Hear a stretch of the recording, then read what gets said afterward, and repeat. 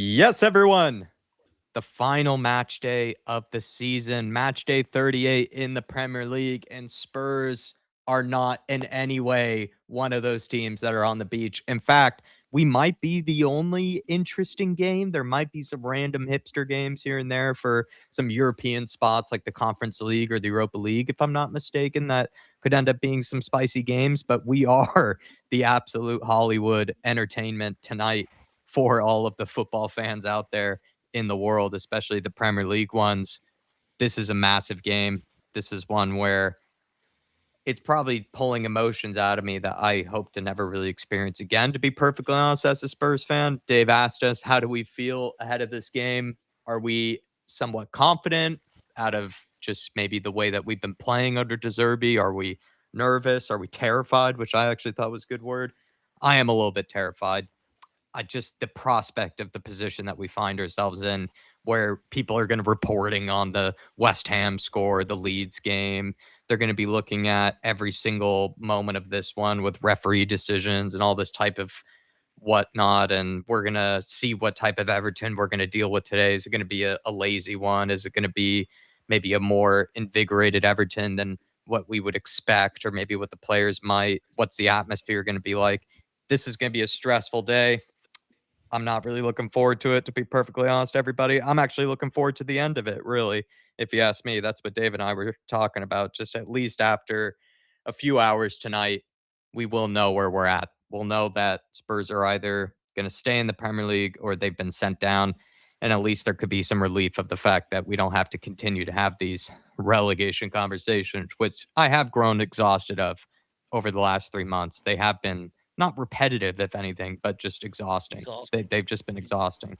There's been nothing great to talk about. Deserby's actually been a small light in a very, very dim tunnel this season. But yep, that's my intro, Dave. Absolutely terrified, basically, is how I'd sum it up. Hope to be done with it in a couple of hours' time. Look, it's the biggest game since 1977 when we last suffered relegation. I'll be honest, I'm glad the day is finally approached. I'm one that I saw this coming very, very early on. But I don't think we should shy away from it, Jack. I think we have to embrace it today. There's multiple. We can sit here and give all the multiple reasons why we're in this situation. By the way, none of it is the fans' fault. But today is all about the fans. Like I said before, I don't care about Enoch, don't care about Lewis, Finney, Lang, anyone in the structure above. I couldn't care about half of these players, if not the majority of them. I couldn't give a shit. Today is about where do I want this club to be next season, and that's in the Premier League. Yeah. And this is all I care about today. And it's not good, for this going on as long as it has. It's not good to feel this way. Constant pit of negativity, same conversations, the scared, the nervousness, trying to think into the future. Well, what if we do go down? Are we going to come back up? How long are we going to be down there? Just these feelings are just not good for the body. And I'm glad it's Yeah. coming to a head today. I'm glad it's going to be put an end to in 2.5 hours' time. Wherever we are, I'll accept my fate. I'm not going to be happy with it, but I'm certainly, if we go down, and I'm certainly not going to celebrate if we end up staying up. It's just going to be relief, to be brutally honest with you. But I just want it to come to an end, Jack. I'm glad the day has arrived, and hopefully we can come out the right side. I get that we lost to Chelsea and we've had multiple opportunities to put it to bed.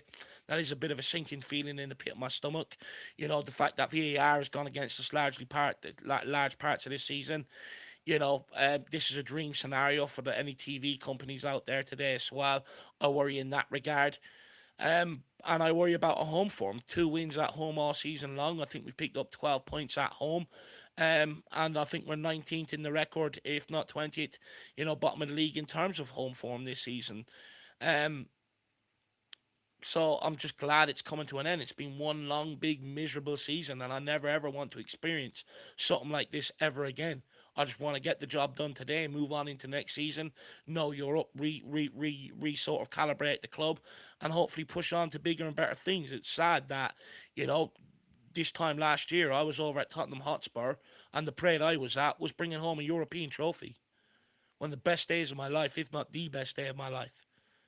Yeah. And now I'm sitting here 12 months later wondering if this club is going to hang on to Premier League survival. What a mess. I also think it's spineless, from the Lewis family and not or Enoch to not even put a message in the match day program to thank fans, to thank the commitment, still turning up game in, game out, still committing to season tickets, following this club home and away, still pouring money into this club despite the shit fest that's gone on this season.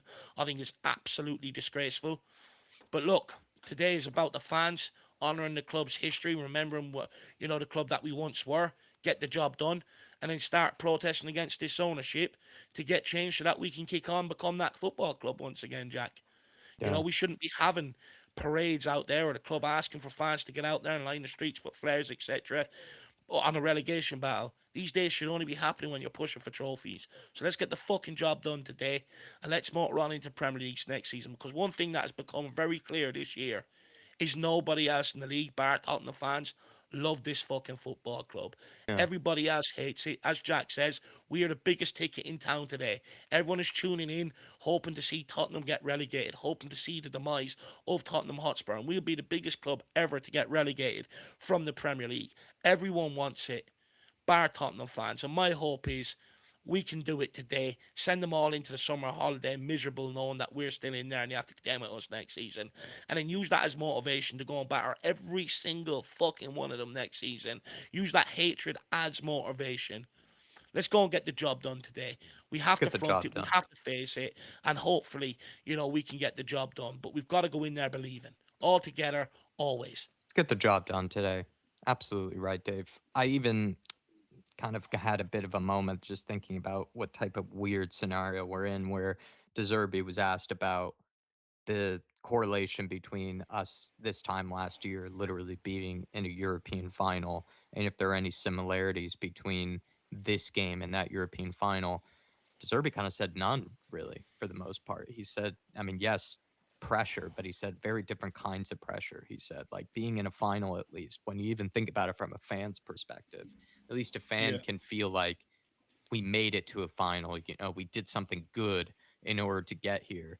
In the case of our situation, you're only reflecting on a season of mistakes, a season of terrible, terrible moments that have just piled on top of each other that have led to this final stage, really, where you're just going to see whether you can, I guess, write yourself out of it and be able to just, in a way, look back on it as just a terrible season, but nothing more than that. And we were talking about it in the back end where what's really scary about getting relegated, I guess, is that you have to then remind yourself of that terrible season again and again and again and again. Like it's Yeah. not something that will really leave your brain, really, what led you to that point. Whereas if we do get away with today, if we do get our result that's needed and we stay up, we can just look at this as just a nightmare season, but nothing more than that. So that's what Well, I the took from thing is, Deserby's comments on the fact that he said this is a very different feeling to what a final is like, for a European competition or something. Because this is like all of the emotions, Dave, on the spectrum, really, to be honest, on display well, today. look, I think the feelings are still the same. You're nervous, you're worried about Spursy, stuff like that. But The the reward is prize at the strange. end of it, Yeah. yeah, is complete different. We were nervous about achieving greatness 12 months ago. We were nervous about having the biggest night of our life 12 months ago, putting a trophy in that cabinet. Today, we're worried about the future of the football club. Yeah, Now, that's look, what I'm I not mean. going to sit here like the Zerbi and dress this up as a nightmare season. The reality is, it's been coming. Even though we won the Europa League last season, we still had a shit league campaign. And when you actually look at it, we were just lucky that the teams in the bottom of the relegation zone were so bad. Yeah. This year Leeds have come up, disrupted it, and dragged other teams down into it. So it's been a bit of a different season this season. But the reality is, one thing both seasons tell you is we do not have the squad to compete on all four fronts. And that's where a large part of the problem comes in. You're having to prioritize competitions. When you do that, you're alienating and pissing off your best players, your most influential players who want to achieve success and stuff like that. And it's all just building up to a recipe, for disaster. So it's not good enough and it can't be painted as a nightmare situation. We have to understand what's got us here. And the fans now, this is all on the fans to get out there after the game and protest against this ownership. If there's stuff organised this summer, get out there and make yourself heard because it's not just one nightmare situation. This was coming. But Predictable. Yeah, I do predictable believe nightmare. if we stay up, there is a bright future under the Zerbi. Yeah. I really like what he's been able to come in and do, and how quickly he's been able to put us in this situation where we are fighting. You know, a couple of months ago, before you walked in, we were dead and buried. We were just catapulting one way. You know, to come in and change that around and give us a fighting chance, fair play to him. And I do believe with better signings in the summer, this guy can kick this football club on. And I think no Spurs fans will have any complaints sitting there watching his style and his brand of football that's replicated on the pitch. So, you know, let's Yeah. get the job done today and let's build under the Zerbi, because you know he is the man with the plan right now. When everyone else is the captain, Joe Lewis, Vinay, Johan Lang, when they've all passed the responsibility and passed the buck to each other and they're blaming each other, this guy's come in and said, "This is the way forward. Follow me." Yeah. So hopefully, you know, the culmination of that ends here today. He saves us and he becomes a fucking hero, I mean, not because all he's the only one that actually deserves the hero status if he saves us today. not only has he gotten us the points that we've needed, but he has also done what we needed from the get go when we were looking for that Thomas Frank replacement, which was just to find someone that made us start to look competitive again in most of these games. And that's what he's done from the get go. There hasn't been a game yet under De Zerbi where we have felt like we've been completely outplayed, absolutely No. destroyed by an opposition team. And that's also been, I think, the real positive, I guess, under his spell here, and which is why we just wish he had more time at the end of the day, because that's Yeah. all you needed in order to stay up was just be a team that at least made every game very competitive, made every point, absolutely fought for, wasn't a team that you could just roll over, which basically all the other teams around us have been. They've been very difficult teams to come up against. And we finally started showing that resilience under De Zerbi. And yeah, just wish he had maybe just a couple of more games, really. That's all he needed, probably, if to be honest. And he just needed some things to go his way. I think he actually already did enough. If it wasn't for a Danzo mistake, Tell mistake, lack of finishing from Xavi Simmons, Richarlison, plenty of other players as well. I think De Zerbi actually would be already well and clear at this point in time, which Yeah. is also what makes me terrified, to be honest. It's just the idea that I think De Zerbi has done enough. I think he's done more than enough to get us out of this. It's just that the players have unfortunately let themselves down in escaping. They could have already escaped by this point. And look, that's where the nervousness comes in around today. I think everyone trusts the Zerbi, but I think people do not trust this playing squad like they've alluded to all season long. And look, in fairness to the fans, they've done their part today. You know, you've seen the fans that turned up for the bus greeting, the smoke, the flares, the sing, the songs, everything else. Fans have turned up. They've done what they've been asked to do. Hopefully that continues on into the stadium today. But at some point, this team also has to stand up and be counted. And I would argue, I think going after Everton for the first 20 minutes and showing intent will keep the fans on side today. Because I think when you're in this situation, if you go in it, you sit back, you're scared, you start making mistakes, the fans are nervous, there's not a lot of noise coming from the stands, you're almost putting into the atmosphere, you know, the sort of bad feeling, and it almost ends up happening. Whereas I Mhm. think if you go and attack the situation today, you know, go and attack it without fear, you know, I think you drag the fans along with you for the 90 minutes, and ultimately, I think you end up getting over the line, whether that's Mhm. a draw or winning. But I do believe what you put out there today is what you'll end up receiving back. And this club's motto is to dare is to fucking do. So they better go out there and attack this today, because I think once the players come out and if they're a bit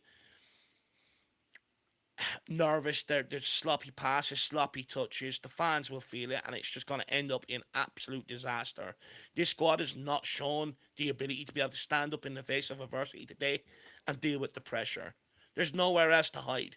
And with one game left, what have you got to lose but attack it? I think if we were to go down without really giving it a go, I think that would irk fans even more.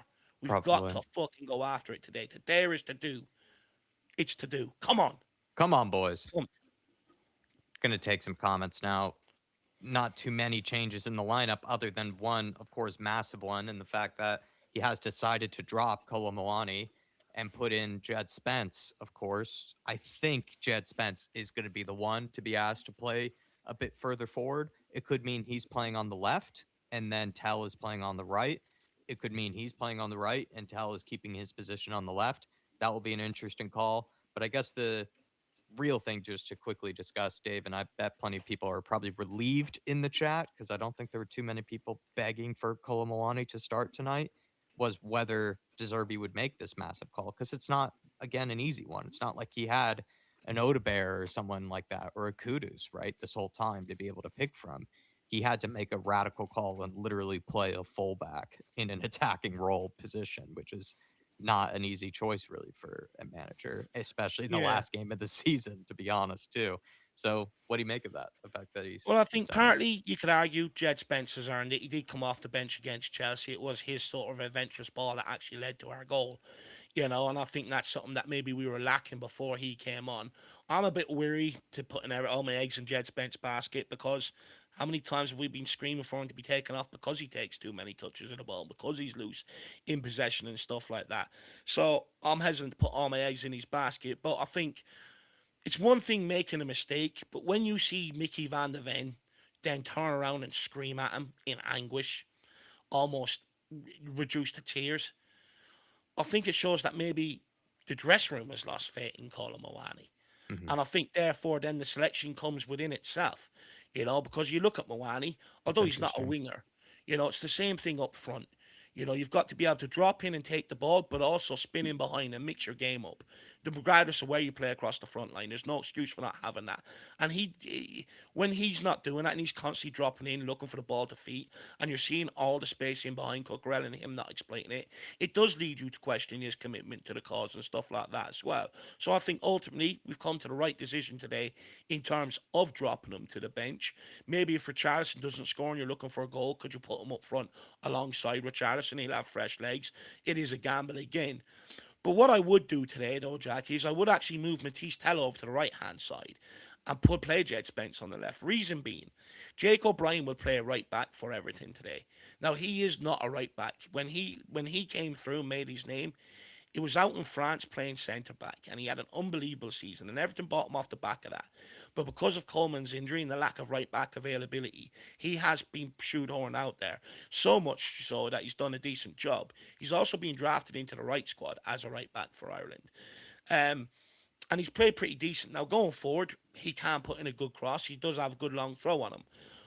But defensively, what I have noticed is sometimes the less physical wingers really struggle to get in behind him or get away from him because he is very tall, he is gangly, and he does have the ability to outmuscle you and stuff like that. Hmm. Whereas when I look at it, a lot of the joy that actually comes against Ireland is down the opposite side. And I think it should be the same here today up against Mikalenko. I think Tel will be able to win the physical battle, also win the pace battle in terms of, but also have the skill to be able to get beyond them and put balls into the box. And I would actually use Jed Spence almost as a sacrificial lamb out on the left hand side.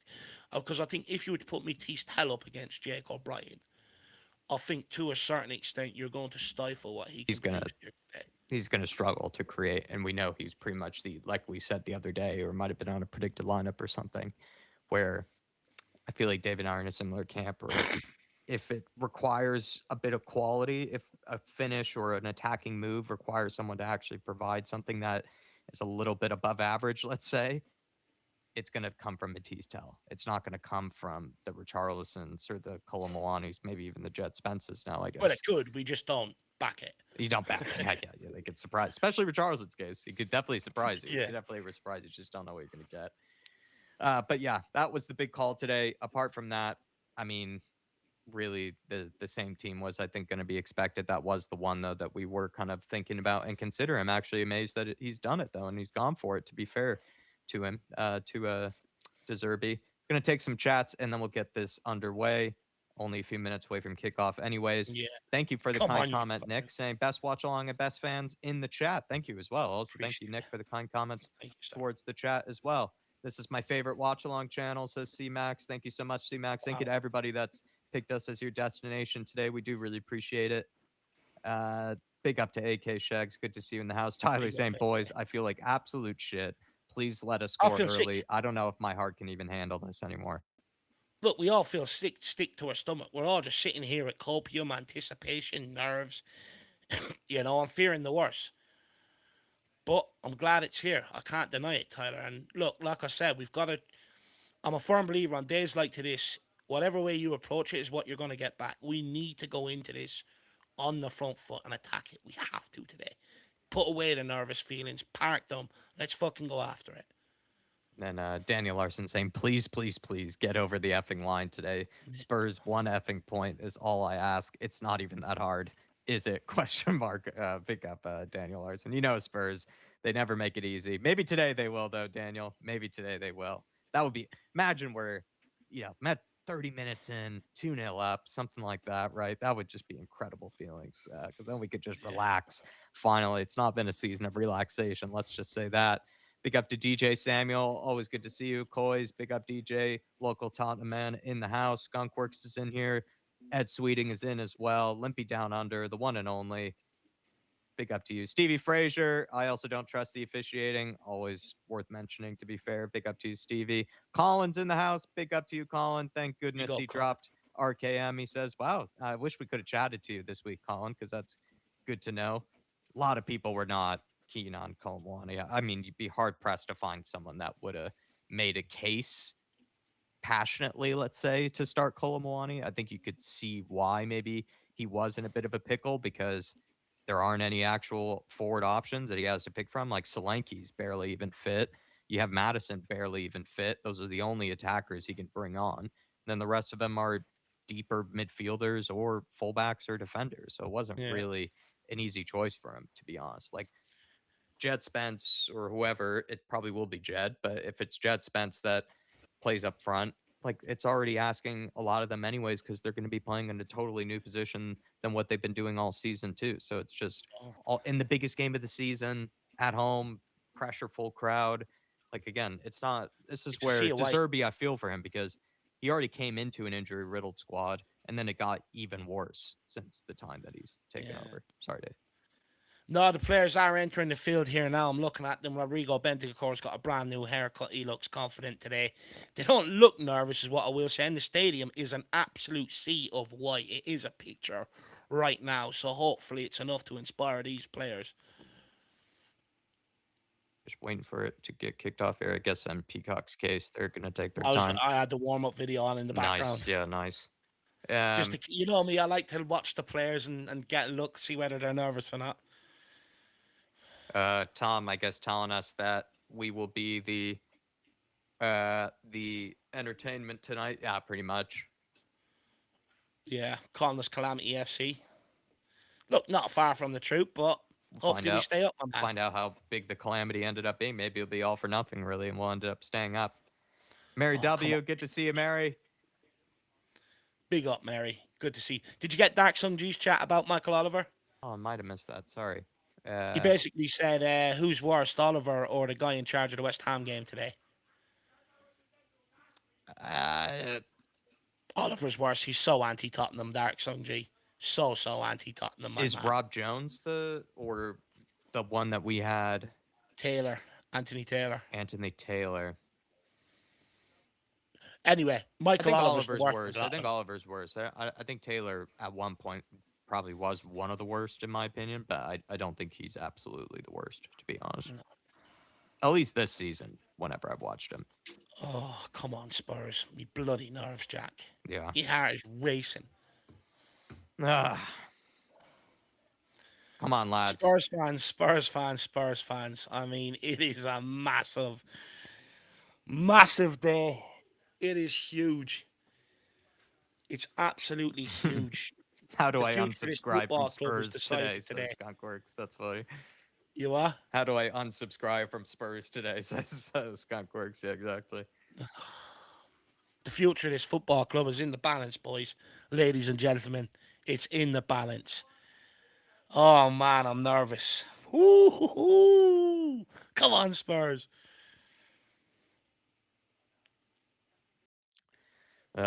Peacock making me shit a brick. Dara says easy win. Lazy 8 says peace, lads. Here we go. Has anyone seen Romero in the crowd? Yeah. Anyone see Romero in the crowd? Do let us know.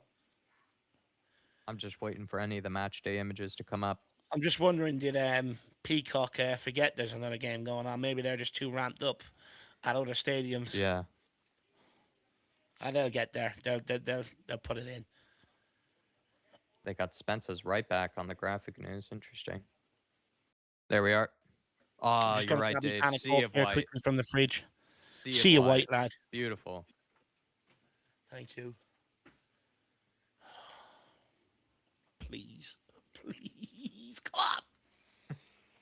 Oh. Come on, If all boys. else fails, at least I still have cold cans of Coke in my life after this. That will give me some joy. That will be permanent. I need that fizz. I need that fizz. Come on, you Spurs. Team talk there. Jed Spence looks focused. Yep. We need a massive performance from him. He's going to the World Cup. Congratulations to him, by the way. Mickey Van der Ven leading the team talk. Come on, Mickey. He looks bloody pumped here today. Sea of white out there. It's a beautiful sight. I wish it could be like that every bloody home game. The Zerbi's gone for T-shirt, which means he's going to roll his sleeves up here today and get the job done. Looks like a bouncer. He looks calm. He does look calm. An early goal. Looks here, like an ultra. Yeah, he does. Yeah.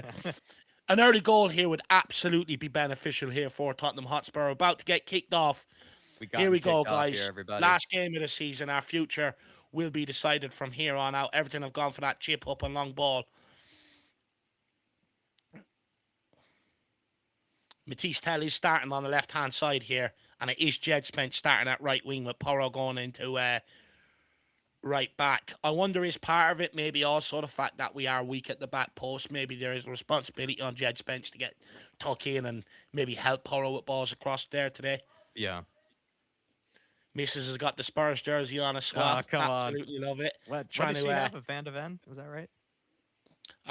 She's got a white one, and then I bought her the blue one last year, and that. These days, it's risky to put a player on. Yeah. Njai is playing on the right. Yeah. Early corner kick here. This will test Tottenham's nerves here for Everton. They go short, put it back out. Look to change the angle to put the ball back in. Good pressure here from Tottenham Hotspur. You've got to stop the cross from coming in. It's looping. Which they don't successfully do. I think it took a deflection there. Well dealt with. Well done, Bentancur. Gets rid of it. Paulini on the chase there. Can he catch him? He's definitely been on the beer, whoever that is. Hunt him. Pickford just holding the ball here at his feet. Waiting for everything to get reset here. He's going to go long. Can Tottenham win this? Destiny Udogie wins it. Headers it back up into no man's land. Everton put it back, and this is just ball bouncing everywhere for the first 1 minute 30. But it's good to see Spurs be tested early and deal with the situation, I suppose. Gives you a small bit of confidence and hope that maybe they're not overawed by their nerves and rattled by it. Udogie with the throw in. Puts it down the line to Richie. Well held up. Matisse picks it up. Oh, play him. Play Gallagher. It's a shit ball. It's a shit ball by Matisse Tell, but Gallagher picks it up. Can he hold on to it? He does really well there. Gallagher tries to play Matisse Tell back, ends up losing out. Well picked up by Rodrigo Bentancur. Ref! That's a free kick to Tottenham. It's a great breakaway by Matisse Tell, but if he got his head up and actually played it into space for Gallagher, he was clean in. It was an under-hit pass, which meant Gallagher had to check his run slightly. But we have picked up the free kick here in a good position. Rodrigo Bentancur wins it. It's a good position for a Porro or a Matisse Tell if they can whip in a good ball here. Not a bad start there by Jack by Tottenham. It was a really good touch by Tell initially. Immediately to get burst forward there, but you're right. He sold Gallagher short there with that pass. He needed that to be way out in front of him. And then Gallagher did well, though, to just continue to try to battle for it and keep it alive. And then great interception by Bentancur, to be fair to him. Because that also, I think, also is good for the crowd to see Bentancur intercept it like that immediately back. Yeah. It's good to see us deal with the early pressure as well without sort of a shot getting on goal or that or making us even more nervous. Porro lines this one up. Could we get a Pedro Porro screamer here either? It's definitely, if he goes to goal, it's just greedy. He goes back post. Ooh. It's flicked on. It's gone out for a corner kick. You could see the idea. Rodrigo Bentancur sneaking in behind a lot of them. I presume the idea was to keep it alive and, get someone on the end of it. But it's gone out for a Tottenham corner kick here. Can we get another good delivery in? An early goal here would really settle everyone down. Some great haircuts on display. Matisse Tell is going to be on this corner, which means it's going to be an in-swinger here.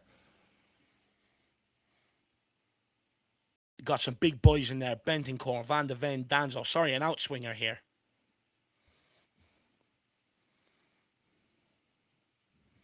It's towards the back post. Richie's up, gets it back across. Mickey Van de Palhinha Ven or wins Mickey it. Van de Ven, good header back. Cleared, I think that's by Tarkowski or Michael Keane. Sorry. No. Matisse Tal picks it up, ref. He lets that one go. He lets that one go. Rodrigo Bentancur, you got to go with him. Who's there across? Danzo. Ref. Because that looked like it was on the edge of the penalty area, no? To me, that's a free kick. It was on the edge of the penalty area. That's the only reason I'm raising a complaint here is because we're not going to get had no reason to go down. Yeah, he gets Oh stepped my on. God, Literally, right there. He gets stepped on. It's a blatant free kick, and he tells him to get up. Are you taking the absolute fucking piss? He stood on top of Tell, and it looked like... See, this is where VAR should be in his ear going, look, you missed that one there. Do you know what I mean? You wonder did they do that? Already the referees are making bad decisions here.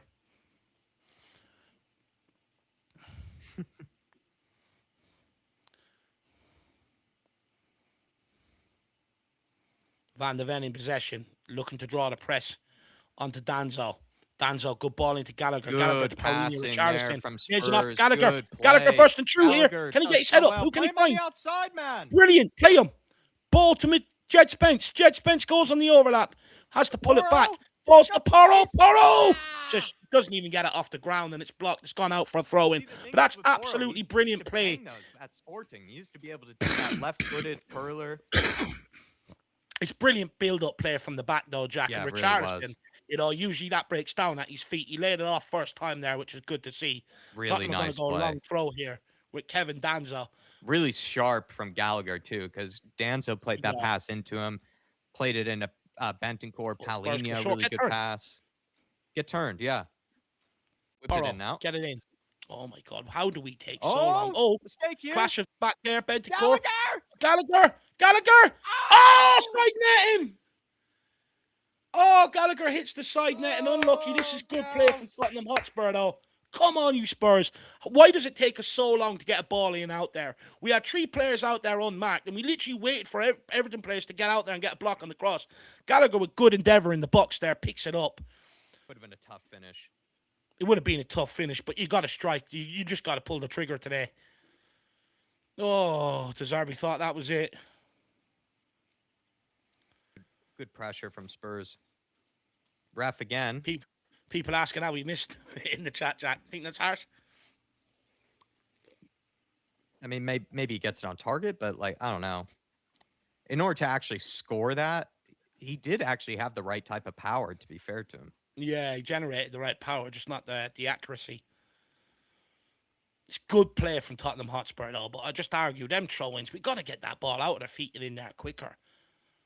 Oh, can we win? Bentancur, can he get across? Mickey Van de Ven picks it up onto Destiny Adogi. All the way back to Kinski. Kinski with possession. Yeah, he's not taking any risks. Out again.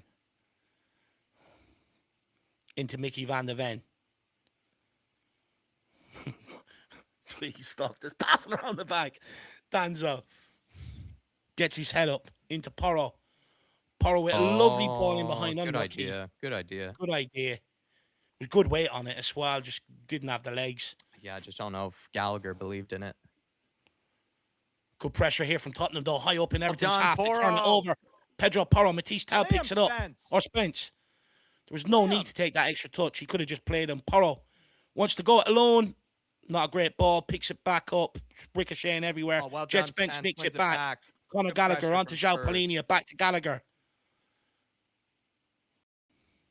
João into Porro. Doesn't have the footwork to do much there. You can tell he's definitely never ever going to cut it out as a winger, Porro. Good ball by Danzo. Good ball into Gallagher. Danzo. Good touches by Gallagher here. Gallagher, go on your own, kid. Pulls it back. Kind of a blind cross from him. Yeah, it's a blind cross at the end of the day. Tottenham win it back, though. It's good pressure. Paulinho picks it up. Danzo. Well done, Danzo. Moves on to Van de Ven. Van de Ven. Well done into Doggy. Well done. Good play. Good football by Tottenham. Doggy picks it up. Come on, Destiny. Drive. Just go and bang it. It's all he had on there. It's all he had on. Well done, Danzo picks it up, recycles it. Oh, what a good touch move by Paulinho. Onto Porro. Porro. It's opening up. Have it. Wide. Spence. Take him on. Into Porro. Porro back to Spence. Tottenham trying to open up some space here. Spence looks to take him on the outside. Gets a corner kick here. Well done, Jedi. Of course, Jed Spence wearing the plastic around his broken jaw here that the lap didn't get a sending off for. It's not a bad start from Tottenham Hotspur, Jack. Playing a lot of Everton in Everton's half. We do look like we hopefully will end up carving open a few opportunities here if we keep this intensity up. Scooter React saying, I don't think I've ever seen us one touch pass so much in a game. No, yeah. Looks good, doesn't it? Now we just got to find some end product off the back of it. Another corner kick here to Tottenham. Again, it's going to be another outswinger. Matisse Tal with his right foot. It's probably going to be floated towards the back post and recycled back across. It's exactly that. Danzo wins it. It's bouncing around. Danzo! Oh! It's harder to put that as wide as he did than actually hit the target from there. Oh, it's a big opportunity for Danzo. Oh, it's a big opportunity. Plus, it's right footed. I mean, if he gets it on target, it's probably hitting a defender, to be fair. He's got to go with his left foot there. He's a centre back. Got to go with the left. That's what he's got to do. You're right. There's Romero in the stands alongside Kudus and Kulusevski. Well, all that drama was totally unnecessary this week. All unnecessary. It's like almost like Romero allowed it to happen. That's what I mean. Like that's what I was saying. Like regardless if he's there today, it's just like how do you have allowed this to happen? Honestly, part of me thinks he's allowed it to happen to expose the media. Oh, it's poor. People are dying in the chats. There, yeah, it's just so fun. He is box office, to be fair. Like he is just a. I love how he's injured and he still grabs headlines. It's hilarious. He's done it more than once already. If he was a UFC fighter, he'd be generating millions of pounds for himself. He's out for 3-4 weeks, and he still finds a way to have 2-3 headlines about him in that span of time over different stories. Reevesy says, as punishment, Romero has to watch us play. Yeah, front row, dead center. All together, always the banner in the stand there. Zerbi's assistant furiously flicking through pages. Must have an NFL playbook there. I think this is Shrewsbury Hall standing over this. Just don't give anything away stupid here, Tottenham. Everyone tracked. Oh, it's overhit. Thank God for that. But they did catch us there. We were slow to react. All the way, finds itself into Kinski's hands. Kinski restarts it. Maybe a bit premature. Danzo on to Porro. Porro, can we get Spence in behind? Porro looks for Richie. Can Richie win this? Oh, unlucky. Not bad. Pick that up. Done. Well done. Alinia. Well done, Zhao. Touch. Moves it on to Destiny. Destiny into Matisse Tal. Does he want to have a go at O'Brien here? He's forced backwards. Two people doubling up on Matisse Tal. Stark contrast to the one defender that's dealing with Porro and Spence over the other side. 12 minutes gone. Still 0-0 with West Ham United and Leeds. Moves it out to João Paulinho. Opens up his body. Puts it down the line to Matisse Tal. Well done. Does O'Brien here. I mean, he has ref, he's fucking all over him. And can we get a yellow card? Thank you. He won't be doing that one again. He won't be doing that again. Send him off. Please, O'Brien. You're Irish. Please get yourself sent off today. Please show the Irish side of our nature and get a red. Good call by the referee, though. He had to book him there because Matisse Tal absolutely left him on toast. Love that pushback that he gives him at the end there. Keep going at him now. Keep fucking going at him. Good strength. He's on a yellow.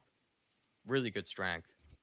See if we can get a good ball in the box here now, Jacko. This is a good angle to get a good ball in and get heads on the end of this. Pedro Porro's come across all the side. Big Who's sir this? in the Seamus chat. Coleman. Seamus Coleman starting an argument here with the Spurs bench here. Or the Spurs fans. There's something going on with Coleman and the Spurs fans. Porro whips it in. It's a good ball. Oh! No! João Paulinho at the back post. 6 yards out with a free effort. And I don't even think he's hit the target, let alone put it over the bar. It looked like it bounced maybe a little high. Oh, it's a good opportunity. I mean, he's got to get his leg over that. Look at the size of them legs. He could do better there. We've had a few half chances. High up for him, but that's Gallagher, that's Danzo, and Paulinho from all similar positions now. Similar type Haven't of chances. tested Pickford once. Similar type of chances. Yeah. Oh, that's a push in the back. Thank you, ref.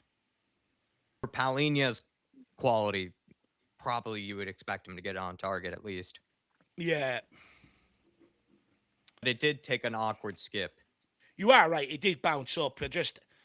Maybe it shows why he's probably not in the Portugal squad, but you do expect an athlete to maybe anticipate that and look to get his leg over it. It can't happen every time, of course, but look, do you know what it is as well, Jack? It's just that he scored some big goals this year. You almost expect him to put it away. Him and Bentancur are some of our best finishers in the team. Good play by Tottenham into Matisse Tell. O'Brien's gone after him again. If I could have two Palhinhas, I would have played Palhinha up top. Yeah. Tottenham restart this. Van de Ven back to Kinski. Kinski, don't you fucking dare. Thank you. Well Moves done. on to Danzo. Danzo, good ball weighted pass by Kevin there. Come on. Porro steaming forward. He's looking to put this one in. Pedro. It's all the way to the back post to Matisse Tell. That's not bad. I don't mind that. He's got plenty of space here. Matisse drives in against O'Brien. 2 on him. Pulls it back. Palhinha tried to hit it that goes time. for the Make shot. up for it. I love it. Destiny Adogi recycles it. Back to Matisse Tell. Running at him. Well done, Matisse. He wants to have a go. He's dragging 2 people with him every time he gets that ball. Put it in.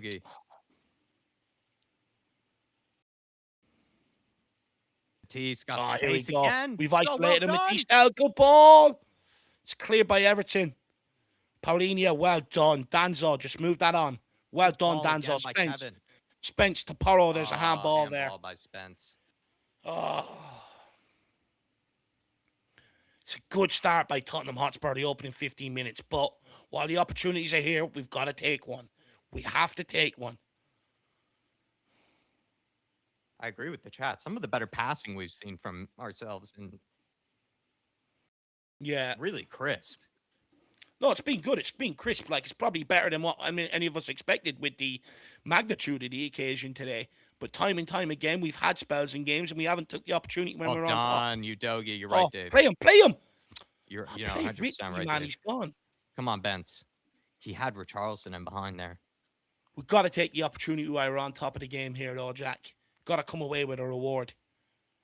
It's a good win by Udogie there. Come on, Tell. That's a stupid ball. Who played that one? He's struggling against Tell.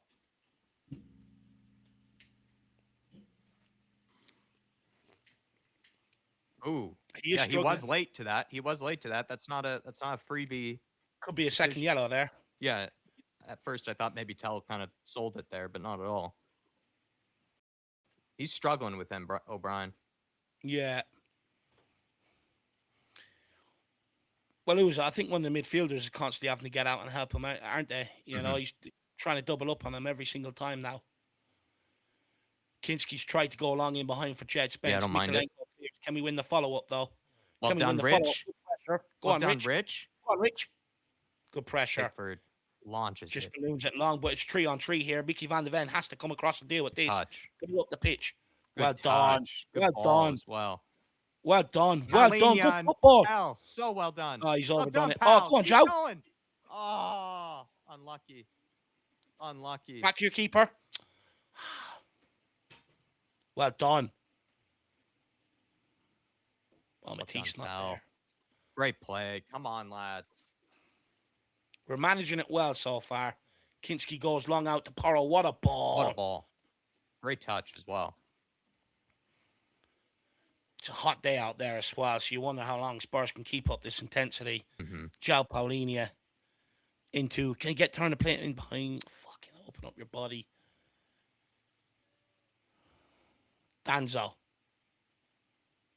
Lit one in the middle. Lovely. Richie not involved so far. I actually think that's a good thing, to be honest. Yeah. The less he gets involved in the that's why play, we've the better been passing and moving. That's why we've been able to do one-touch pass. And the minute he starts getting involved, it's fucked. Don't get me wrong. Sometimes you need your striker to drop deep and be an option. Touch. But in his case, well done, Joe. Only needs must. Ref, fuck me. How many more challenges do you want him to leave on it? He's fucking right down the back of him. His boots come off. He's a bit aggressive, this guy. Book him.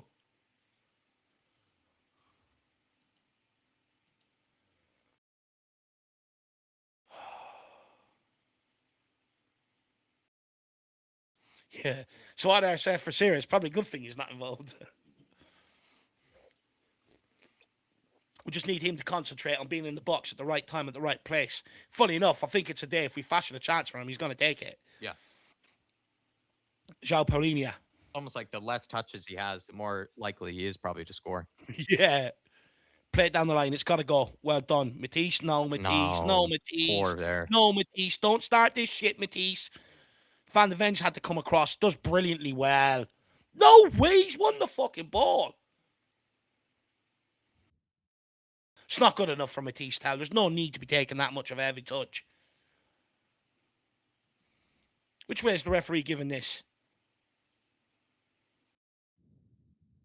Well, there's no way you can give that to the Everton player. I mean, Van de Ven's won the ball. Oh! It's a high boot by Roll there on Van de Ven. Is it? Yeah. I'll have a look at this, please, VAR. I know he went to kick the ball, but Romero got sent off against Chelsea for the one on Enzo. So, for me, I want VAR to look at this. This is high. Look at this, Jack. Van de Ven comes across, blocks it. Letter of the law. Yeah, we'll have a red, please. And let's not forget, he's the one that made the challenge on Paulinho a second before that as well, by the way.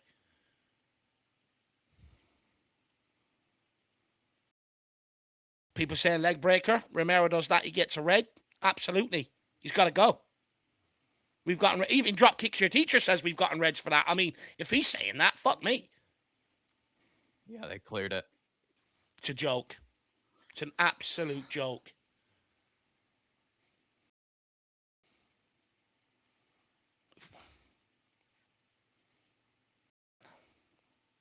They've cleared it. And it's also Mickey Van de Ven. It's also a free kick for Everton. By the way. How is it a free kick? It's a free kick for Everton and a potential red card. So you're not even allowed to make tackles where you actually win the ball anymore. Oh! Thank God. Everton win the header on that. It's gone out for a goal kick. Thank God. If that went in, there would have been absolutely controversy galore. I just don't get it. How is that, first of all, like you said, a free kick to Everton when Mickey Van de Ven won the ball anyway? So there's no free kick there. But the fact that your man's come over the top of the ball and caught him, I mean, it's another yellow at least. Doggy wins the header with Richarlison. Come on, Richie, man. Well done, Well done, Paulinho. Well done, kid. So well done. So well done. Par, open up your body. Don't do it, Danzo. Thank you. Van de Ven. He's just holding the ball just to try and shrug off the pain. Yeah, he's limping. The hobbling Van de Ven. He's taking risks. So please, Mickey. I don't like that. Benticore out to Spence. Thank you. Spence in behind for Paro. Play him.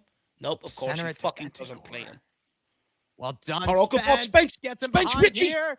Richie, Pickford palms it away. Adogi keeps it alive. Play Matisse, let him one touch and shoot. Good play by Paro and Spence though on that right-hand side. Good pace by Spence. Paulinho, play Gallagher. Good play by Udogi. Into Spence here. Touches it around Tarkovsky. Is Pickford already asking for the time? What a ball that is by Paro. Really perfectly weighted. Richarlison's also got to make a better option for Spence there. It's not a bad cross from Spence because it's not. But how many bodies do you want it to beat? You know, you've got to try and get in front of the keeper there. Exactly. You've got to try and get across the goalkeeper there, in my opinion, as a striker. So first I thought I was going to say later that maybe I would have tried to play it on the floor. But break. The fact that he's at the back post with two defenders really in front of him, Richarlison, kind of has to be in the air. Because it's a much easier clearance for the defenders and for Pickford. 23 minutes. Spurs have spent all 23 minutes in possession and on top. We've got to try and take one of these chances. We have to. I don't care how good of a sight a goal it is. We've got to take the advantage while we're on top. It's been a huge problem at Tottenham all season long and even last year. Even the year before, when you're on top of games and you don't take what you deserve out of it in that period. Zerbi's getting into the team here.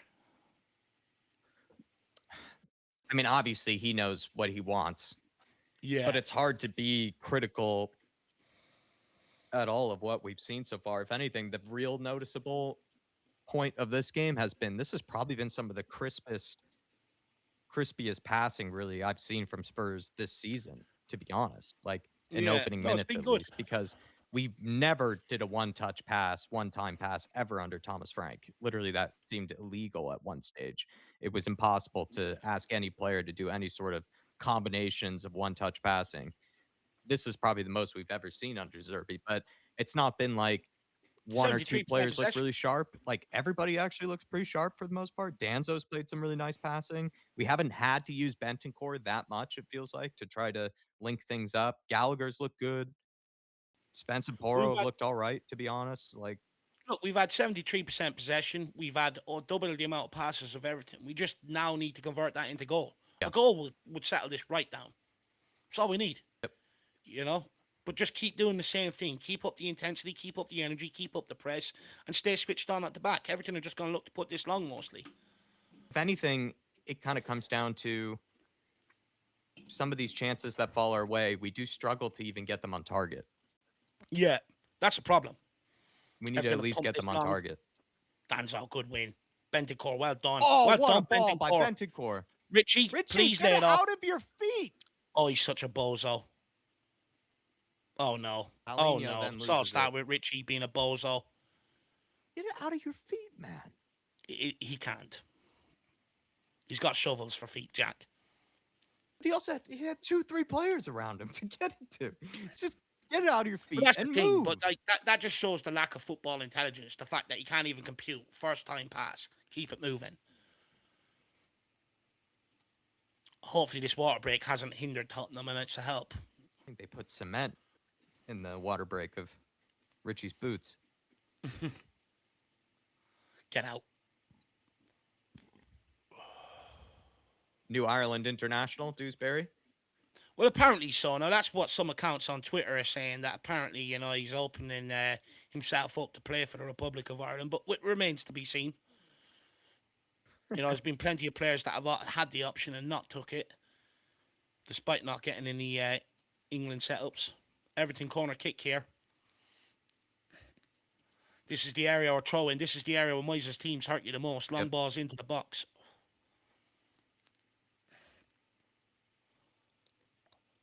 Clips it. We allow the cross in. Good clearance. Good pressure, gals.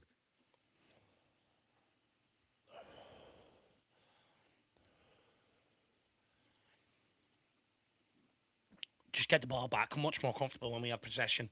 Oh, no. Everton are playing around us. It's a ball in the box. Big clearance here. Here by João Paulinho. Gallagher. Need to communicate there, lads. Need to communicate there. Between the two of them, could they not call each other and one of them take it down, no? Someone get close to him, too. Get on to Spurs this. Have dropped off. Spurs have dropped off after this water break. Richie picks it up, though. Come on, Matisse. Drive. Into that open space. Look at that luscious green field. Come on.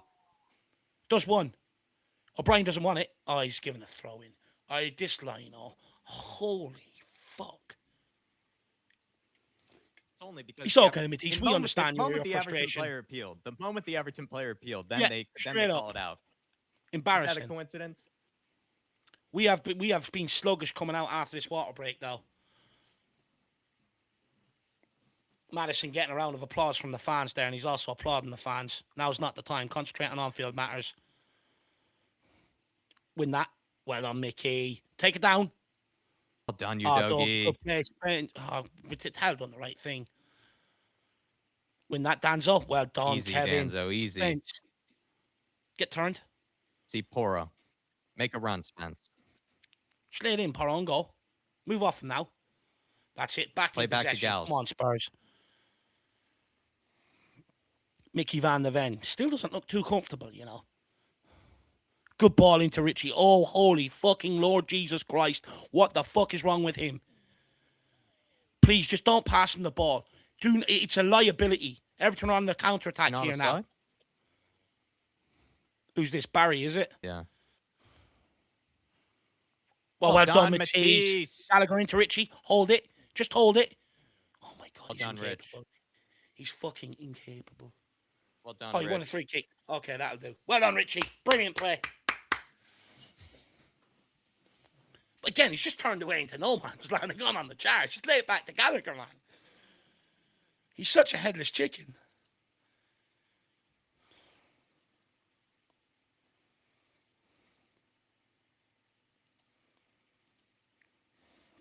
Fuck me, it's a warm day here. Is it 32? Half an hour Is gone. it 32 for you? I haven't even checked the temperature. I'll tell you what it says on my phone. People are saying 32 degrees, which isn't terrible. It's warm for me, Jacko. You know me. I'd rather live out in Iceland or something like that. Lapland. That's where I need to live. I'd rather be a bit cooler than this now. Dan or Mickey Van de Ven. Temperature's a few, Jacko. Zhao. Back into Mickey. Holding on possession, trying to drive to now. Everton are not interested. Danzo moves the ball on to Bentancur. Bentancur gets turned. Sunderland have gone one up against Chelsea. Good goal for them. Bentancur, good pass. Udogie does well. Can he keep it moving? Wants to. Picks it Does. up. Wants the free kick. Gallagher, Bentancur. Gallagher, Bentancur. Moves it out wide to Bentancur out Bell. to Matisse now. Come on, run at him again. He's got one short leg up. One down. Interesting. Taking a beating today, Till. Yeah.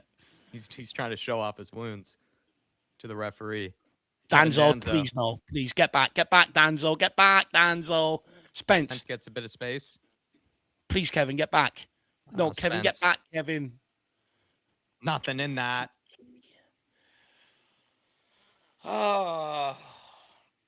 We're such a stressful team to watch. We just do stupid things. Like, on a game like this, there's no need for Danzo to pick up on the ball and go running with it. I do not trust the forward players to hold it and allow them to get back in position in time. Pat Jennings, is it? Ledley King, Sandro, Ozzy Ardiles. Is that Victor Wanyama there? Is it? To the far right. Yeah, maybe it is. Don't really know what he looks like anymore. Everton venturing into the Tottenham half here. Tottenham have bodies forward. Everton are on the break. Udogie don't allow the shot. Well done, Destiny. Spence, no risks. No risks. He's looking for help. He's looking for help. No one's come across. He loses out. Spence. Just balloon it. Thank you. Richie, hold it. Well done. Heavy touch from Paulinho. Good try from Richie. Spurs dying out now with the heat. Maybe it's starting to take a little bit of effect here. Bentancur. Pushed for the early goal. They didn't get it. Now they're on the back foot. Njai. Bentancur gets done. Udogie gets done. Ajayi gets the shot off. It's blocked. Everton corner kick. That's not good enough from Tottenham. Njai, man. He's the danger. Even if Everton don't look good at all, even if they're doing nothing, he can score something all on his own. Jesus Christ, nearly does the whole team there. He can do it all on his own. But again, you can see us. We've dropped off after the water break. We've pushed for the early goal. It hasn't happened. And now all of a sudden we're sapped of energy. The game's turned after the water break. It's been mainly Everton in possession. Yep. And here they are again with another set piece that Tottenham have to defend.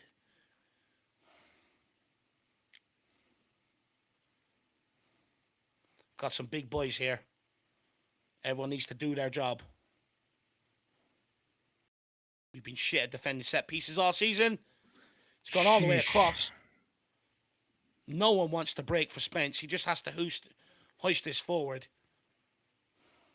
Yep, you can tell it's getting nervy. Starting to get nervy now. With a really good start, it's now getting nervy. Dave is right. After that water break, fuck that water break. Well, again, it's just like, we're on top. We just don't take advantage of it. We score there, everything's at ease then. And now all of a sudden, every time Everton go forward, you're nervous now. And they're starting to get on top here. I don't like how this is going. Every Spurs fan is starting to get a bit more nervous now looking at this. I've been in that stadium in weather like this, by the way. I think it was either Brighton or Palace. And my God, I couldn't wait to get out of there. The sun is just beating on you all game.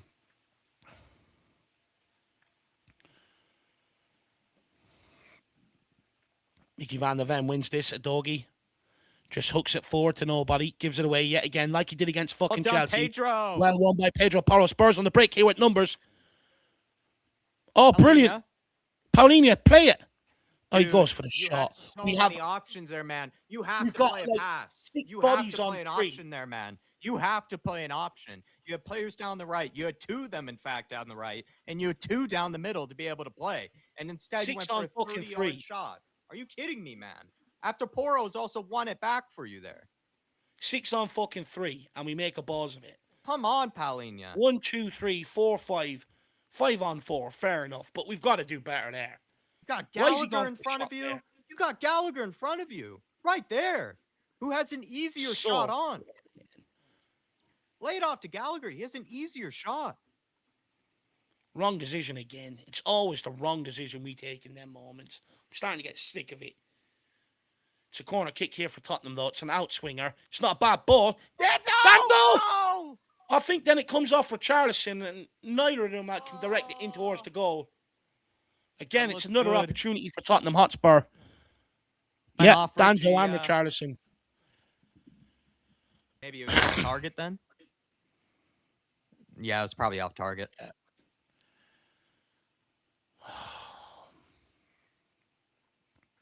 They've been our best chances today. We haven't took any of them.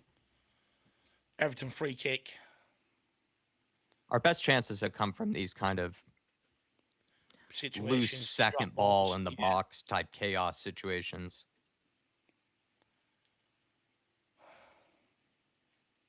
Danzo calling the defensive line here. Good old school fashion defending from there. Danzo calling the line, telling someone else to push up, keep in line. Everton put it long on a doggy, doesn't win it. And Dye picks up that ball again.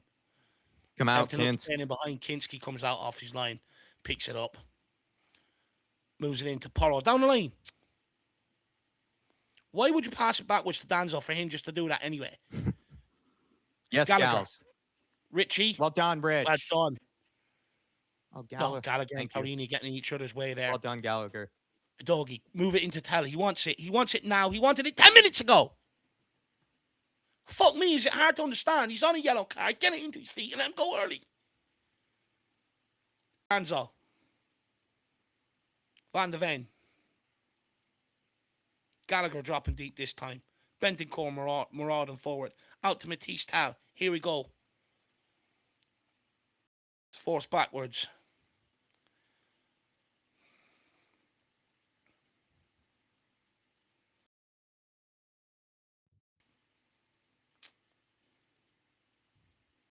Oh, Bentancur.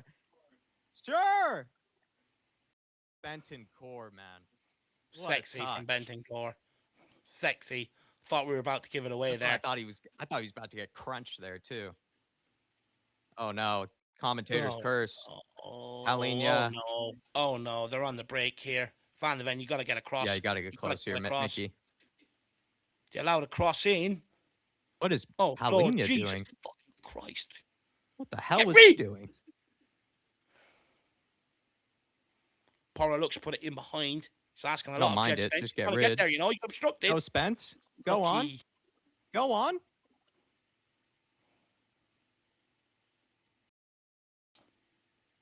Everything's starting to break the press there a bit too easy. Richie late on O'Brien. Did you fucking cow. Did you just foul him? Idiot.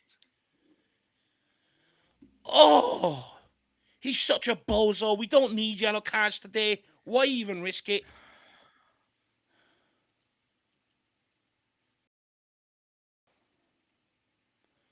What is wrong with the guy? He's so brain dead.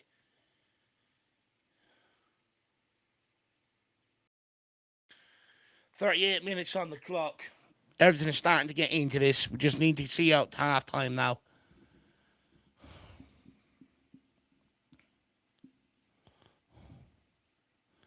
Pickford's just going to launch this long again.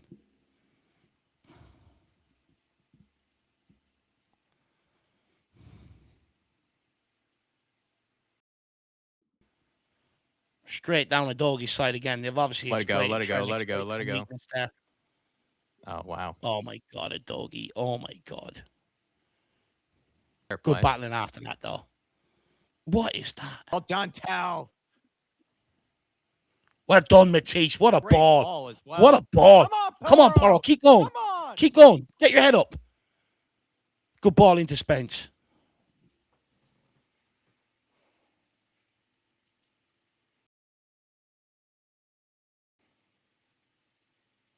Tell.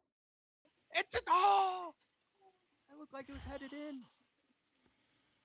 Unlucky. Oh, that looked like it was headed in. Paulinho. Bentancur, you got time. Good weighted pass there. Yeah. Pedro. Oh, that looked like it was headed in. That shot from Tell got blocked. Or got cleared even. Oh. It looked very simple. I mean, not as brilliant as the Leeds goal, but it was kind of similar the way he sort of opened up the angle.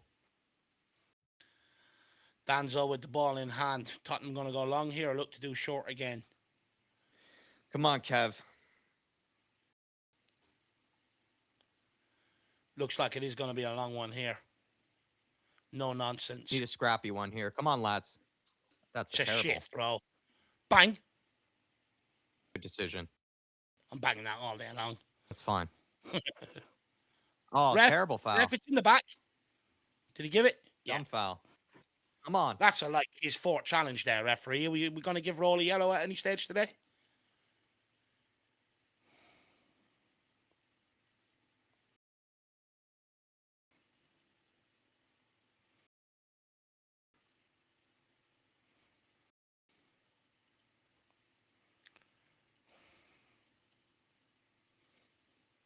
See if we can get a good ball in the box here.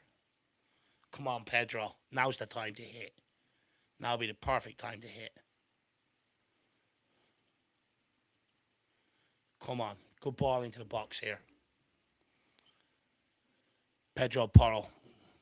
If you can just get a good angle on this, a good ball across here, there's every chance we can get on the end of this.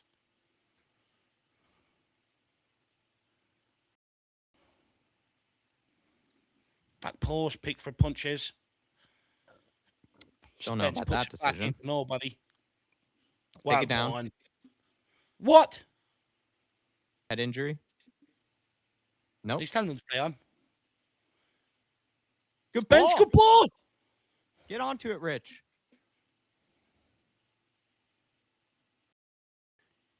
Well done, Rich. In the corner. That's fine. Another corner for Tottenham. Come on, let's keep it up this end.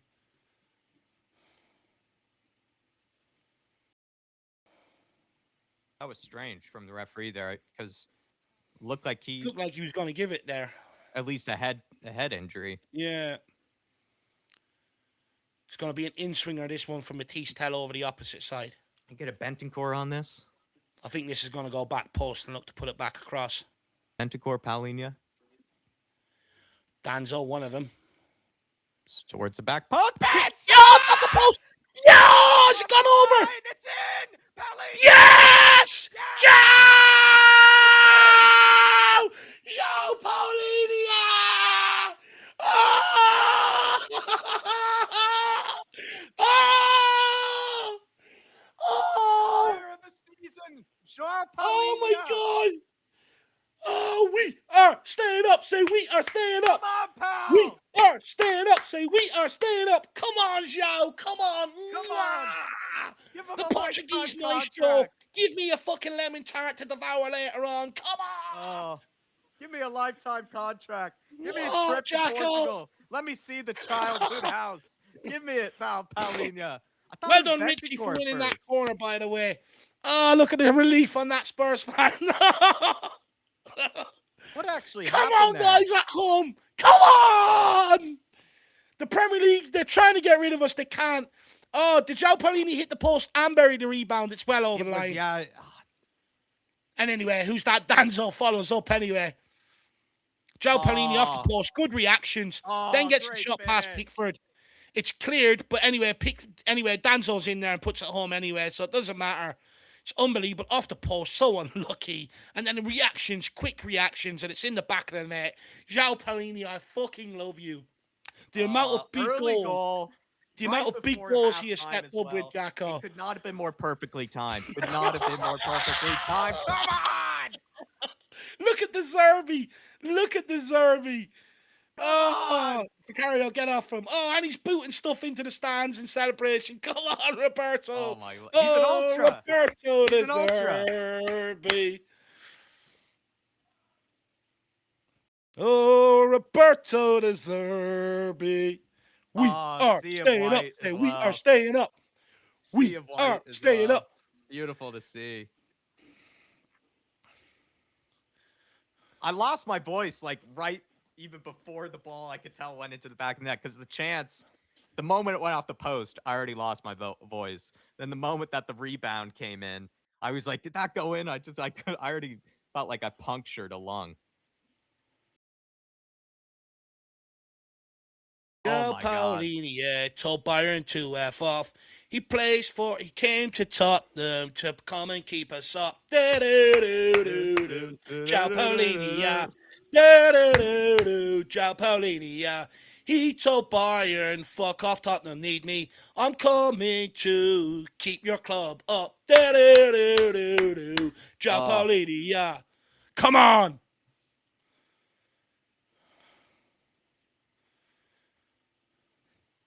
Vamos. Get the Nando's orders in. Get the Portuguese orders in, everybody, tonight. Arsenal, City, United, Liverpool, Leeds, Villa, Everton, Sunderland. Not West Ham, they're going down. Chelsea, we're all coming for you next year. You can't get rid of us. We are like a bad smell, and we are lingering around. Oh, we're the entertainment of the Premier League. You can't get rid of us. Woo! We're the entertainers. Love us or hate us, we're the entertainers. Premier League would be unwatchable without us. He rejected Bayern to come and save our club. He scores the goals to keep Tottenham up. Paulini, I'm so relieved by that goal, though, because there already kind of was that, once again, that horrible feeling of having to dissect a game where you feel like you've been the better team, but you're still 0-0, or you haven't really put away the chances. Thank God that went in, just so we can avoid those conversations again. Because that's been almost every game under De Zerbi, you would say, Dave, where it's been about 60% possession, no chances really for the opposition, but then we're just not good enough to put away our own. So thank God. We needed that. We needed that because it would have just made the second half more cagey, more nervous. It's come at the perfect time. You'll get the fans re-energized, full vocal now going into the second half. De Zerbi nearly ejaculated an orgasm once that one went in. You know, it's an unbelievable feeling, lad. We needed that massively. And not only that, you know, they better be switching off the bubble machines at the fucking West Ham Stadium right now because they're going down, baby. We were playing so well that I actually, at one point, kind of forgot of the kind of situation that we were in. And that's what I mean by I'm so relieved that we actually did score the goal, because that's what would have been frustrating, because we've been playing so well.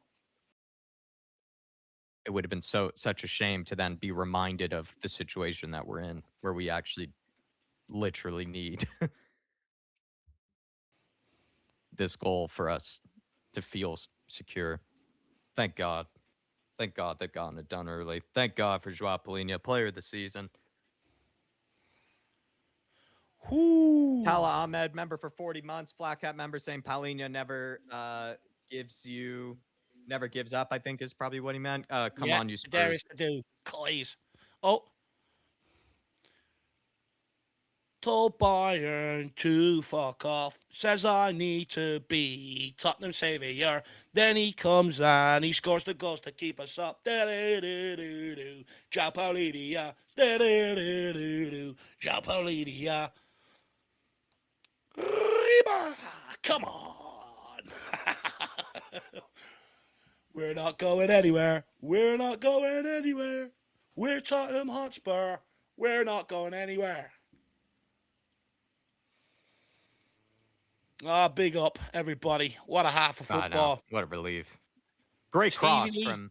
I've got to sing. I love it. Great cross from Matisse Tell, by the way, to the back post. Carry on's looking to stay around next season. Look how high he's gripping to Zerbi. Killing him. Last time I seen a hug like that was my missus with me outside of a nightclub. He's killing him. She was trying to restrain Dave from going to the Indian takeaway. Trying to keep me away from Arsenal fans. That's it. Stay down as long as you need, Mikalenko. We've no time. We've all day to wait here now. All day, my man. Stay down. I think he's got a sore ankle. Let's go and get the stretcher.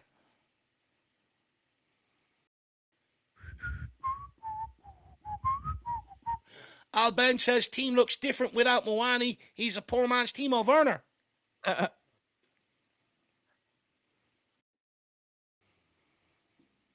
I